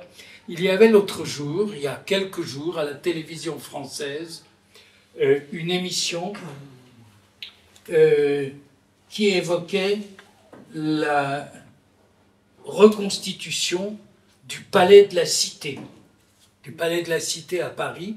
C'est un palais qui a complètement disparu et avec un procédé qui utilise précisément l'intelligence artificielle qui s'appelle la photogrammétrie. Vous connaissez tout ça, vous, messieurs. On arrive à reconstituer en 3D le palais en question, le palais de la Cité à Paris. C'était absolument génial. On voyait ce palais de la Cité qui a, je le répète, complètement disparu de nos jours. Et grâce à ce procédé de photogrammétrie, on a pu le reconstituer dans des images. On a pu le reconstituer dans des images de télévision. Tout ça pour te donner la parole, David, pour la conclusion de cette soirée. Bon, vous me connaissez, moi je ne suis pas scientifique, je ne suis pas informaticien, je suis cinéaste, et donc depuis 2 ans et demi, 3 ans, je suis un utilisateur de l'intelligence artificielle de façon quotidienne, et je m'en sers tous les jours. Tous les jours, soit pour le travail, quand il y a du travail, et quand il n'y a pas du travail, c'est pour apprendre. Parce qu'un des problèmes qu'on a avec l'intelligence artificielle, là je vous vois sourire, c'est que ça va tellement vite, on n'a pas le temps de télécharger l'application et d'apprendre à s'en servir, que une semaine après, il y a la version 2, 3, 4, 5, et puis il y a les concurrents qui également lancent des choses, et on est obligé de savoir ce qu'ils font, et ça prend un temps complètement dingue. Donc ça me prend énormément de temps. Alors moi je m'en sers pour tout dans le domaine de l'audiovisuel, aussi bien de la prise de vue que du montage, que des effets spéciaux, que de la recréation, que de l'animation. On utilise toutes sortes d'applications. Je l'avoue, le rabbin en a parlé. Moi aussi, je fais ce qu'on appelle du face swap. Le face swap, c'est prendre le visage de quelqu'un. Vous avez une image, ça peut être une image fixe ou même maintenant une image animée, et on va lui changer le visage et lui mettre le visage que l'on veut. Donc, pour donner l'exemple de Trump, tout le monde a vu ce clip. Bon, je l'avoue, c'est quelque chose que j'utilise pratiquement tous les jours pour mes clients. Et pour apprendre à le faire, je me suis bien éclaté. J'ai pris une séquence de 9 semaines et demi. J'ai fait le visage de ma femme à la place de Kate Basinger. Kim Basinger, c'était très sympa. Bon, ceci dit, je veux vous rassurer, je fais cet aparté parce qu'on parlait de législation. À cause de ces problèmes-là, aujourd'hui, l'Union européenne a décidé de mettre une espèce de holà et d'interdire l'utilisation du face swap ou de certaines de ces technologies. Ça, c'est pour vous rassurer. Ce qui fait râler tous les créateurs, parce qu'on se sent maintenant bloqué dans notre élan. Je pense qu'il y aura des aménagements qui seront faits pour tout ce qui est boîte de production, etc., comme ça a été le cas à Hollywood, où on fait déjà du face swap depuis des années. La différence, c'est qu'avant, un face swap, ça se faisait sur Photoshop. Moi, je faisais du face swap en à peu près 40 minutes. Aujourd'hui, ça me prend entre 2 et 4 secondes en fonction de la taille de la photo et de la force de ma machine. Voilà. Et ça, c'est pour mon utilisation. Maintenant, ceci dit, le fait est qu'on s'est tous inquiétés dans mon métier. On a vu que on s'est tous dit, on va perdre notre travail. On le voit au niveau des graphismes. On le voit aussi dans notre niveau. je l'ai ressenti personnellement. L'année dernière, pendant 6 mois, je n'ai pas eu de travail à cause de la guerre, entre autres, que je pensais, mais aussi, j'ai eu ce décembre, un de mes clients, un client régulier, un avocat qui tous les mois, un avocat immobilier, qui tous les mois me demandait de faire un travail pour un projet immobilier, un travail, c'est-à-dire plus ou moins 1 000 $, 3 500 shekels. Il me dit, bah, tu sais quoi, je me suis fait plaisir, je me suis pris un abonnement sur une application qui fait des films de façon automatique, ça me coûte 100 $, donc 350 shekels, il y a un zéro de moins, et ça me fait 10 films par mois, je me fais très plaisir, je suis très fier de moi, j'ai mon film à la fin du mois. Voilà, donc ça, c'est le résultat qui se retourne contre nous, même si je m'en sers. Alors d'un côté, j'apprends à m'en servir pour le faire mieux que mon client, mais ça s'est retourné contre moi. Autre problème, tu l'as dit, il y a énormément d'erreurs au niveau, par exemple, de ChatGPT, etc. Combien de fois j'ai posé des questions techniques pour m'aider pour des réglages à ChatGPT, m'a donné des réponses qui étaient fausses, qui étaient inexistantes. Je me suis même énervé avec ChatGPT. On me dit, mais ce que tu me dis est faux. Et ChatGPT me répond, calmez-vous. Merci. Bon. On n'a pas encore programmé ChatGPT pour comprendre c'est quoi un juif ashkénaze. Mais bon. Et ça, c'est une blague. Maintenant, de façon beaucoup plus précieuse, tu parlais de ChatGPT. Ma femme, par exemple, que vous connaissez, a dû faire un rapport pour le State Department sur un réseau terroriste. Elle a fait son enquête pendant des mois. Elle a préparé un dossier complet. Sa sœur, professeur à Paris, dans l'université, lui dit « Mais fais comme moi, utilise ChatGPT que j'utilise dans toutes mes conférences et tous mes colloques, ça va te faciliter le travail. » Ma femme dit « Je tente le coup. » Donc elle demande, elle dit « Je prépare pour le State Department tout un dossier sur un réseau terroriste, etc. etc. » En quelques minutes, elle a 62 pages extraordinairement bien faites et tout. Elle commence à rentrer et puis elle découvre un truc fantastique. Il y a eu un congrès international entre des ministres européens pour régler ce truc-là. Il n'était pas au courant. ChatGPT lui donne les références, lui amène plein de contacts, plein de liens Internet et même des photos. Formidable. Elle commence à dire c'est des boules que j'envoie ça alors que je ne le savais pas. Elle décide de cliquer sur un lien pour voir la référence. Il y a un fichier inexistant. Deuxième lien, fichier inexistant. Troisième lien, vous demandez la réponse. Pourtant, j'ai des photos qui montrent l'événement. Elle commence à s'angoisser. Elle décide de quitter ChatGPT et d'aller demander la question à Rabbi Google. Pas de réponse. Elle revient à ChatGPT et elle lui demande « Est-ce que cette réunion a vraiment eu lieu ?» Et ChatGPT lui répond « Non !» Mais pourquoi tu me dis que c'est mieux? Parce qu'en fait, ChatGPT est programmé pour donner une réponse. C'est ça le problème de ChatGPT, ça doit donner une réponse. Et donc, ChatGPT lui répond, tu m'as demandé de te faire un rapport pour le State Department, je t'ai donné ce que tu voulais. Mais ce n'est pas la réalité. Mais c'est pourtant ce qu'elle a reçu. Donc, effectivement, il faut tout vérifier. Et là, elle s'est rendue compte que la catastrophe, ça aurait été si elle avait été envoyée un truc pareil. Et c'est là où ça devient très intéressant. Parce qu'il y a ces erreurs, et c'est là que j'en arrive à la conclusion, finalement, l'homme se réveille. C'est là où c'est un peu philosophique aussi. Je parlais d'un de mes clients qui m'a laissé tomber pour aller vers l'Internet. Et bien, quand il est revenu vers moi au mois de décembre pour me raconter qu'il était allé vers des applications d'intelligence artificielle qui faisaient des films à sa place, il me dit, voilà, je te demande un petit service, j'ai quelques corrections à faire. Je te paye une demi-journée, c'est le même prix que ce que je paye pour tout mon truc, pour me faire quelques corrections, rajouter mon logo, changer cette image, qui est l'image de mon client, que de mon concurrent, il ne faut absolument pas la mettre, changer le texte, etc., etc. Je lui ai fait ces corrections. Tant pis, c'est pas beaucoup d'argent, mais c'est un petit peu de choses. Un mois après, il revient à moi et me dit, écoute, là j'ai un projet sérieux, je ne peux pas prendre de risques. J'ai besoin de sur-mesure. Et là, il faut que tu me le fasses. Et finalement, c'est revenu. Et comme j'ai raconté cette histoire à des collègues ou sur des forums, tout le monde me raconte la même histoire. Mes collègues ont vécu exactement la même histoire. Et ça, c'est un engouement. Et c'est très intéressant parce qu'on a connu dans le monde de l'audiovisuel ça avec, par exemple, dans le monde des mariages, il y a une dizaine d'années, il y a eu une chute radicale du commande de photographe et caméraman de mariage parce que le fameux argument est « Mon iPhone filme mieux que ta grosse caméra ». Oui, Mais on s'est vite rendu compte que qui va tenir l'iPhone pendant 2 heures, qui va faire les réglages, qui va s'occuper de tout, et finalement on en est revenu, on a repris des caméramans, et aujourd'hui ça coûte beaucoup plus cher que ça ne coûtait avant. Donc c'est un petit peu la note d'espoir que je veux donner. Comme vous avez dit, certains métiers vont disparaître, d'autres vont réapparaître. Moi j'apprends à utiliser cette intelligence. Maintenant avec mon client par exemple, j'utilise son logiciel. Je lui dis, ok, demande-lui ça, ça, ça et ça, qui sont des choses que moi je ne peux pas faire. Moi, je vais demander à l'intelligence artificielle deux choses que je sais programmer et que je sais obtenir, et ensemble, on va continuer, on va faire le travail, et moi, j'ai le contrôle dessus.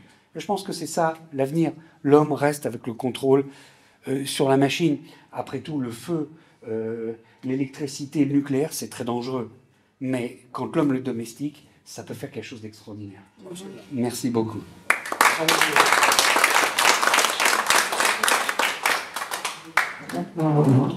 Eh bien, David, avant de donner la parole à la salle, tu nous as donné... prendre le micro ou non? Vous m'entendez sans le micro, je pense. Et tu nous as donné une formidable leçon d'espérance en évoquant ton client avocat. Ces avocats sont terribles, sont tous les mêmes. J'en sais quelque chose. Oui, j'en sais quelque chose. Parce que ce que tu nous as dit est tout à fait intéressant en ce que l'avocat en question t'a d'abord quitté et puis il est revenu par la force des choses vers toi dans la mesure où il s'est rendu compte que l'intelligence artificielle, c'est pas la panacée. Alors rien que pour ça, c'était tout à fait satisfaisant et intéressant tout ce que tu nous as dit, raison pour laquelle, à l'heure actuelle et maintenant, y a-t-il des questions et à qui s'adressent-elles? Voilà, Jean-Claude. Donne-lui un micro. À qui t'adresses-tu? À qui t'adresses-tu? À personne en particulier. Je voudrais juste faire part très brièvement d'une expérience qui m'a abasourdi. Un de mes fils a voulu m'initier récemment à l'intelligence artificielle et il m'a demandé de tester. Et j'ai donc posé une question où j'étais sûr que l'intelligence artificielle, si complexe qu'elle fût, ne saurait pas répondre. Et ma question était, puisque j'avais relu récemment la peau de chagrin de Balzac, ma question était comparer la peau de chagrin de Balzac et le portrait de Dorian Gray de Oscar Wilde.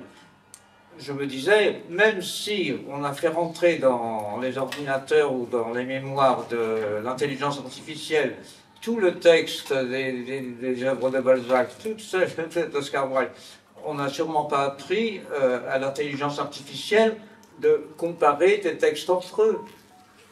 Eh bien si, j'ai obtenu, oui, il a obtenu, d'abord une première tentative a échoué, où il demandait simplement de comparer les deux textes. Apparemment, l'intelligence artificielle ne comprenait pas, mais il a, dans une deuxième tentative, fait un petit texte expliquant qu'il a un travail sur le littéraire et qu'il avait besoin de comparer, etc. Bon. Et là, il a obtenu un texte extraordinaire. C'est-à-dire que c'était un texte, d'abord en excellent français, ensuite parfaitement structuré, parfaitement argumenté, un travail formidable. Voilà, ça m'a laissé complètement abasourdi et je voulais vous faire part de cette expérience. Voilà. Merci beaucoup. Je pourrais dire, oui. Je voudrais rebondir sur ce que vous avez dit, monsieur. L'année dernière, non, il y a 2 ans, au bac en France, l'université de Paris, de Sorbonne, a décidé de faire un concours entre l'intelligence artificielle et l'être humain, et l'intelligence naturelle. Et a posé une question philosophique en demandant justement de comparer. Ils ont demandé à l'ordinateur de répondre, et ils ont demandé au philosophe Raphaël Antoine d'y répondre. les réponses ont été données à une commission qui était dirigée par Eliette exactement. Et bien sûr, il n'y avait pas les noms. Eh bien, ces correcteurs-là ont donné à l'intelligence artificielle 11 sur 20 et à Raphaël 20 sur 20. Pourquoi? Parce que Raphaël avait introduit la sensibilité, la conscience, alors que l'intelligence était une réponse très froide. Il n'y avait pas les sensations humaines que nous possédons et que l'ordinateur ne peut pas. Oui, Michel. Oui. Mais alors, il faudrait que tu viennes ici parce qu'on t'entendra pas. J'espère qu'on m'entendra quand même. Non, ça m'entend. Non, moi je ne sais pas. Moi, l'intelligence artificielle me fait penser au golem de Prague. Et je me demandais s'il y a un problème de limite, comme il y a eu, comme le Maharaj de Prague a fait pour le golem, si on n'a pas un risque de débordement et de débordement par l'intelligence artificielle par rapport à nos actes. Et effectivement, à la partie éthique de notre mode de vie. Si vous voulez, je peux répondre. Oui, à mon avis, si on compare les deux choses, le golem de Prague était une arme pour protéger la communauté juive, et il était destiné uniquement à être une arme, alors que l'intelligence artificielle, à la base, même si elle peut être mal utilisée comme une arme, à la base, c'est quelque chose qui est fait pour le bien, pour propager la connaissance. Donc, voilà. J'espère que l'intelligence artificielle ne deviendra pas un golem incontrôlable, mais voilà, c'est... Oui. J'ai deux petites questions à poser. La première, concernant donc effectivement l'intelligence artificielle, ça devient finalement quelque chose, un paravent. J'en veux pour preuve ce qui a été prétendu par la France insoumise concernant la caricature de Cyril Hanouna, en disant que finalement c'était un produit de l'intelligence artificielle et que ça leur permettait de se déculpabiliser vis-à-vis d'une image qui était donnée. Donc ça, c'est le premier élément. Et c'est quand même assez dangereux, puisque c'est un détournement de l'intelligence artificielle, une culpabilisation, donc une déculpabilisation plutôt de l'intelligence artificielle. Vous avez raison, monsieur, de ce que vous dites, mais combien de personnes croient à la déculpabilisation de LFI? Personne. Ils utilisent ça. Ils utilisent ça. Oui, bon, mais ça, on ne peut pas les empêcher à utiliser ça. Mais personne n'y croit. Tout le monde, enfin le peu que j'arrive à suivre cette affaire, les condamne quand même. Donc, il y a une nuance dans l'intelligence artificielle. Il faut faire attention à ces choses-là. On peut, tout ce que l'intelligence artificielle va faire, on peut le mal interpréter ou on peut bien l'interpréter. Et donc, il faut savoir à quel moment choisir. C'est pour ça que, et je crois que Roby l'a dit, la communauté européenne, à propos, les Chinois et les Américains ne parlent pas de problèmes d'éthique, que vous sachiez. C'est les Américains encore, et maintenant avec Trump certainement, ils ne pensent pas que c'est important de mettre des garde-fous. La communauté européenne est en train d'en mettre actuellement, mais il semblerait qu'ils voudraient aller un peu trop loin. C'est-à-dire presque empêcher l'être humain d'utiliser les outils qui ont été créés. Encore une fois, il faudra voir comment on peut le faire. Mais moi personnellement, je pense que on saura mettre les garde-fous, comme on a su le faire. Vous savez, je vais vous dire, mais là, je me permets de vous donner un exemple personnel, professionnel. Lorsque nous avions utilisé les premiers systèmes d'avions sans pilote, c'était des systèmes d'observation. C'est-à-dire, il y avait la caméra qui donnait l'information, et à ce moment-là, on donnait l'information et ce qu'il fallait par exemple bombarder, et les hélicoptères ou les avions de combat lançaient les missiles sur ça. J'ai été attaqué plusieurs fois, et on m'a même interviewé assez souvent dans les télévisions internationales, comme quoi ce n'était pas éthique ce que j'avais développé. Parce que, en fait, je donnais une information alors que je ne mettais pas l'opérateur qui donnait l'information en danger. Il était à 200 km de l'objectif et il donnait l'information. Et vous ne pouvez pas savoir comment nous avons été attaqués par des pays tels que le Pakistan, la Corée du Nord, etc. La grande démocratie. Ouais, la grande démocratie. Donc, voyez-vous, tout ce qui est nouveau, l'être humain est capable d'imaginer des choses, je ne dirais pas maléfiques, mais enfin, de voir le mauvais côté. Alors que si on analyse les bons côtés de cette nouvelle technologie, je crois qu'on peut à ce moment-là se rassurer de ce que ça peut être. Pardon, deuxième petite question, mais je pense que quelle est la place de l'ordinateur quantique ça, autre, ça n'a rien à voir. Ça n'a rien à voir? Non, ça n'a rien à voir. Aujourd'hui, l'ordinateur quantique se développe de plus en plus et pourra peut-être faire des activités beaucoup plus rapidement que l'ordinateur binaire que nous possédons. Mais aujourd'hui, les spécialistes, et j'ai reçu dernièrement un rapport d'un des professeurs de Polytechnique de Paris qui démontre, il explique plus exactement que pour l'instant, l'intelligence artificielle ne peut pas se faire sur les ordinateurs quantiques. Encore. Mais c'est autre chose. C'est une autre technologie et ça ne sera, d'après moi, enfin, peut-être, ce n'est pas une technologie de rupture. C'est-à-dire, elle ne va pas remplacer les ordinateurs binaires. Suzy. J'ai une question à vous poser. Mais parle plus fort.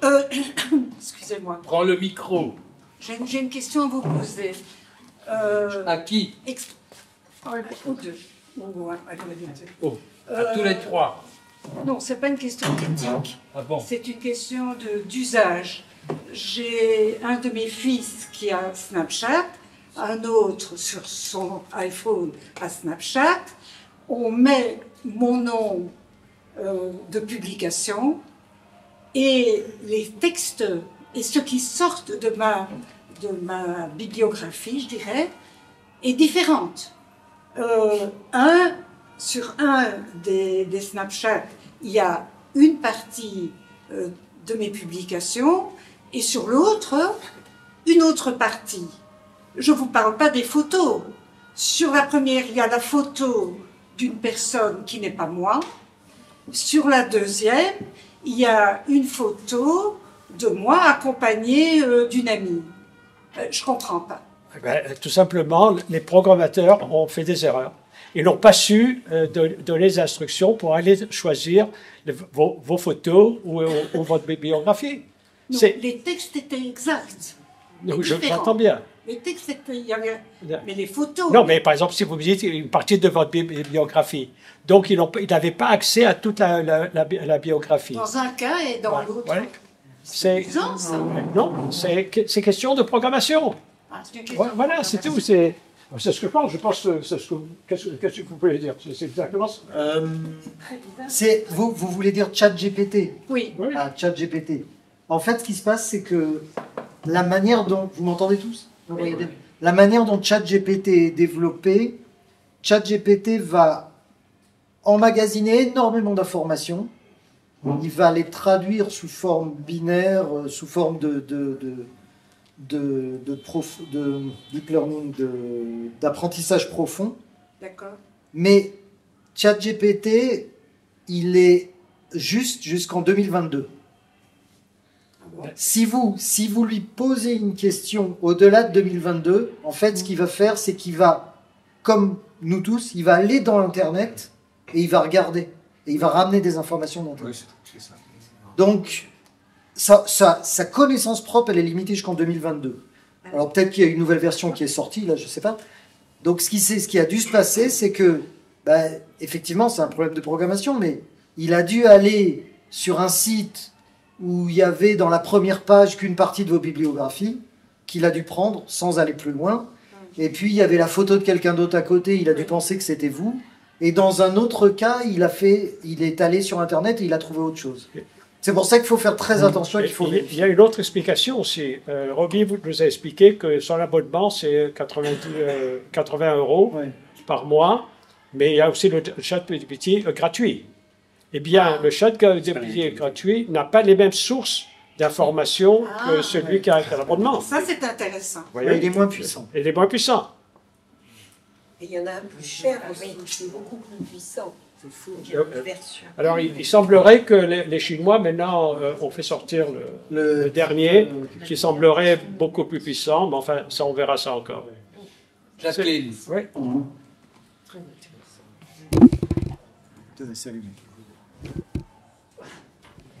La question va être très simple.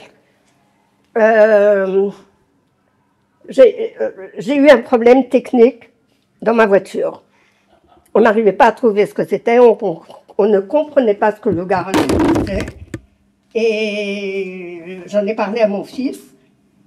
Et dans les minutes qui suivaient, j'ai eu exactement, il m'a envoyé la réponse exactement de ce qui ne marchait pas. Maintenant, si j'avais demandé à Google, est-ce que j'aurais eu une réponse similaire? Peut-être. Peut-être, oui. Mais là, c'était très très bien décrit, tout ce qu'il y avait dans le moteur qui ne marchait pas. Donc ça, c'est à titre personnel. Maintenant, une question très simple. Un étudiant en faculté, dans une salle, faculté, des tables individuelles, passe des examens. Qu'est-ce qui se passe? Il fait marcher son intelligence. Mais il n'y a pas d'intelligence artificielle à côté de lui. Donc il est obligé de réfléchir par lui-même. Donc là, on met l'intelligence artificielle de côté. Il ne peut pas s'en servir. Il n'a pas accès à toutes les données en même temps que l'intelligence artificielle peut avoir. Ok, mais il est bien obligé de compter sur son intelligence à lui. Absolument. Et ne pas se référer à l'intelligence artificielle. Donc il y a quand même des moments où soi-même, on est obligé de réfléchir, sans passer par l'ordinateur. Les informations que l'intelligence vous a données, vous devez réfléchir. Si vous ne réfléchissez pas, à ce moment-là, c'est comme si vous avez recopié quelque chose sans rien comprendre. C'est tout, c'est bien simple. C'est-à-dire, voilà, c'est pas que je veux dire que c'est simple, mais il faut tout relativiser. Tout est relatif on reçoit de l'information de ChatGPT. Si vous avez vérifié que ça correspond à ce que vous voulez, c'est parfait. Il a pu vous apporter rapidement ce que vous souhaitez. Mais si vous ne le voyez pas et vous copiez, vous allez faire des erreurs. Il y a eu des exemples qui vous ont été montrés maintenant. Il faut faire je crois que le terme intelligence, bien que l'adjectif artificiel est là, je crois, nous met en erreur.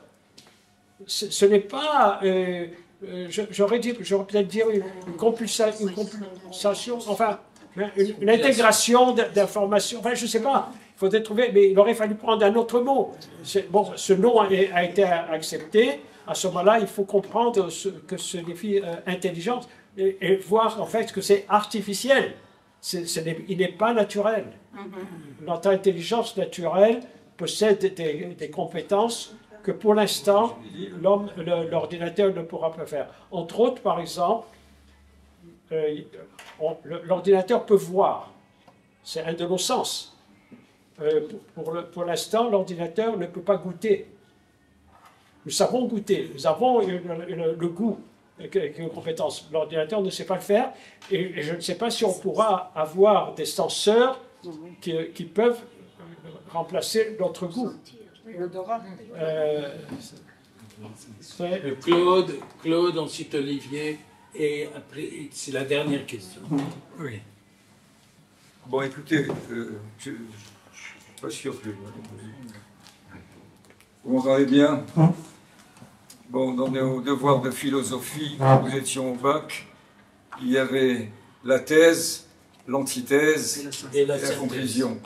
Et là, ce soir, j'ai entendu les thèses. C'est-à-dire que vous êtes tous d'accord, et je souhaite 1000 fois que vous ayez raison, pour dire que, et surtout notre cher ami Harari me l'a dit dès le départ, que finalement c'est une découverte inouïe pour l'humanité entière, et je suis d'accord, et que c'est pas si dangereux que ça. Si on ne fait pas attention. Voilà. Mais bon. Alors, l'antithèse que je vais essayer de développer très brièvement, merci, c'est quoi? Asseyez-vous, cher ami. Non, je veux te contempler. Je sens une pression. Et donc, ce serait quoi? Vous avez parfaitement raison en l'état actuel des choses. Il y a une progression qui n'est pas arithmétique, qui est géométrique, c'est-à-dire une puissance inégalée. En quelques années, les choses vont encore se multiplier par un coefficient énorme de l'intelligence artificielle. Mais alors, actuellement, vous avez raison. Mais tous les responsables, tous les penseurs le savent. Ils se doivent d'imaginer l'avenir et de le contrôler, et même sur le plan juridictionnel. Bon. Alors l'avenir, c'est quoi? Deux aspects de la question. Premièrement, est-ce que l'intelligence artificielle, comme tu l'as dit, David, dominée par les intelligences naturelles, les hommes, les humains, ces humains pourront-ils agir sur le plan éthique et ne pas détourner les buts de l'intelligence artificielle d'une manière agressive envers l'humanité ou certains membres de l'humanité qui n'aimeront pas? Je parle des Chinois, des Indiens. Première question. La deuxième, la seconde, est-ce que l'intelligence artificielle, et moi j'ai les réponses, et elles m'inquiètent beaucoup, est-ce que l'intelligence artificielle va pouvoir elle-même détourner, et moi j'ai des arguments qui prouvent que déjà aujourd'hui c'est le cas, détourner la programmation initiale pour arriver à faire ce qu'elle veut elle? Donc j'ai des exemples. Oui, je sais. Tu t'adresses je ne donnerai pas les exemples, ça nous amène trop loin. C'est l'espace. Je donne quand même un tout petit exemple. Non, laisse répondre s'il te plaît. Mais tu m'as fait plaisir en disant que j'avais raison. Mais actuellement. Mais toi aussi tu as raison. En ce sens que si dans les preuves que tu vas apporter, on sait que l'intelligence va détourner sa progression, ça signifie qu'on lui a introduit le fait de faire. Il ne peut pas le faire tout seul. Il faudrait... J'ai des exemples. Non, la machine, c'est quelque chose d'inerte. Voilà. Les ordinateurs, c'est inerte. Et ils font ce qu'on leur demande de faire. C'est tout. Ils ne savent pas prendre des décisions comme nous savons prendre des décisions. Un point final, si on ne veut pas voir l'ordinateur comme quelque chose d'inerte, même les robots. Un des films que je ne vous ai pas montré là montre qu'un robot, c'était une très belle femme, très belle femme, mais sciemment, ils avaient montré toute l'électronique qui était dans sa tête. Et ils l'ont amené au Parlement britannique. Et un des députés a demandé, est-ce que tu vas être supérieur à l'homme, ou quelque chose comme ça? Et elle a répondu, non, parce qu'on ne m'a pas programmé pour ça. Alors, c'est pas parce qu'elle a réfléchi, elle a dit non, on n'a pas. C'est parce qu'on lui avait dit, à cette question qui va te demander ça, tu dois répondre ça. C'est ça qu'il faut. Il ne faut pas s'affoler avec ces choses-là. Tout ce qu'on évolue, toutes les technologies qui évoluent maintenant, l'homme est derrière. Il n'y a pas d'évolution technologique sans l'homme. Quand je dis l'homme, c'est les femmes et les hommes. Homo sapiens. Olivier. Je trouve globalement très optimiste sur la vision que vous avez de l'intelligence artificielle. Le peu que j'en connais, il y a des éléments qui me dérangent, ce que vous dites, parce que le maître mot de l'intelligence artificielle, c'est les data. Plus il y a de data, plus l'intelligence artificielle va être capable de travailler intelligemment. Son deep learning, ce sera uniquement l'assimilation de data. Or, les data sont entièrement gérées par 3 entreprises américaines et 2 entreprises chinoises. Tout le reste du monde n'a aucune notion de data et ne pourra jamais rattraper ce retard parce que Google ou Microsoft ont déjà récupéré ces data depuis 4 ou 5 ans. Le deep learning étant exponentiel, il n'y a aucune chance pour qu'une autre société que ces 4 ou 5 majors puisse avancer dans quoi que ce soit dans l'intelligence artificielle. Et à partir du moment où ils sont tout seuls sur le marché, ils envoient l'intelligence artificielle exactement où ils veulent, dans le sens dans lequel ils veulent. Ils peuvent nous faire accepter n'importe quel élément politique, philosophique ou autre, et je ne vois pas du tout comment on peut les contrer. Non, ça, je ne peux pas vous contredire. Vous avez parfaitement raison. Mais je dirais un autre problème. C'est pour ça que, par exemple, en Europe, la communauté européenne est en train d'essayer de faire des éthiques qui ne sont pas retenues par les Américains ou les Chinois. Et donc, c'est vrai ce que vous dites. Mais ça, c'est le problème, excusez-moi du terme, du monde. Aujourd'hui, je ne veux pas faire de la politique maintenant, mais le rapprochement de Trump avec Poutine peut créer quelque chose d'encore beaucoup plus important. Donc, c'est ça le problème. C'est-à-dire, mais ça n'a rien à voir avec l'intelligence artificielle. Non. Dernière question. Juste une petite précision que j'aimerais bien savoir, c'est-à-dire, est-ce que finalement, quand on partage avec ChatGPT des notions personnelles, des sujets d'intérêt, etc., est-ce qu'il les stocke? Voilà, j'aimerais bien savoir. J'ai cru comprendre que oui. Oui. Donc, dans ce cas-là, il pourra encore plus facilement édicter chacun d'entre eux. Oui, c'est ça, les data. Mais pour revenir... Entreprise, on parle du personnel, c'est-à-dire qu'il y a peut-être 2 politiques. Pour revenir à ce que vous dites sur les data, et ce que vous dites sur les data, c'est vrai, aujourd'hui, l'intelligence artificielle, elle se base donc sur le deep learning, qui marche avec des grosses quantités de data. Mais prenez un bébé, un enfant, j'avais entendu ça dans une conférence très intéressante. Une intelligence artificielle, pour reconnaître un chat, il faut lui montrer 10 000 photos de chat. Mais prenez un bébé, il y a un chat qui passe, vous lui montrez un chat, le bébé va comprendre, il va voir un chien, il va croire que c'est un chat, mais au 2e chat, il aura compris ce que c'est. Donc, il y a moyen, il y a des gens qui travaillent sur des techniques et des méthodologies qui ne demandent pas beaucoup de data. Donc peut-être que ça va arriver, et peut-être que la quantité de data ne sera pas si importante que ça. Actuellement, est-ce qu'il est programmé pour avoir des datas générales ou aussi pour avoir des datas très personnalisées par rapport aux utilisateurs? Non, c'est général. Ça ne dépend pas de l'utilisateur. Quand je m'adresse à ChatGPT, il ne sait pas si je peux me contenter de peu de données ou de grandes données. Lui, il a sa base de données. Oui, mais est-ce qu'il va enregistrer votre travail et le centre d'intérêt et votre alors écoutez, un jour, pour m'amuser, j'ai pris un ChatGPT gratuit. Et je lui ai demandé, explique-moi ce que David Harari a fait. Ben, il s'est arrêté aux années 80. C'est tout. Oui. David Harari a développé ça, il a fait ça et ça, il s'est arrêté à peu près aux alentours de 80, 90, quelque chose comme ça. Il n'a pas continué encore, parce que, encore une fois, ce n'est pas le deep learning, il était gratuit. Il faut savoir nuancer toutes ces choses-là. Enfin, ne pas... Je ne dis pas qu'il ne faut pas faire attention. Il faut faire attention, bien sûr.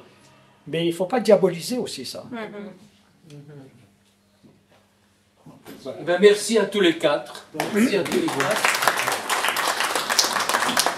Merci à tous les 4 parce que grâce à vous, cette intelligence artificielle me terrifie un peu moins. Oui, j'espère. C'était le but de la soirée. Oui, c'était le but de la soirée. Et maintenant, il y a un autre but qui se trouve là-bas, à quelques mètres, pour le pot de l'amitié.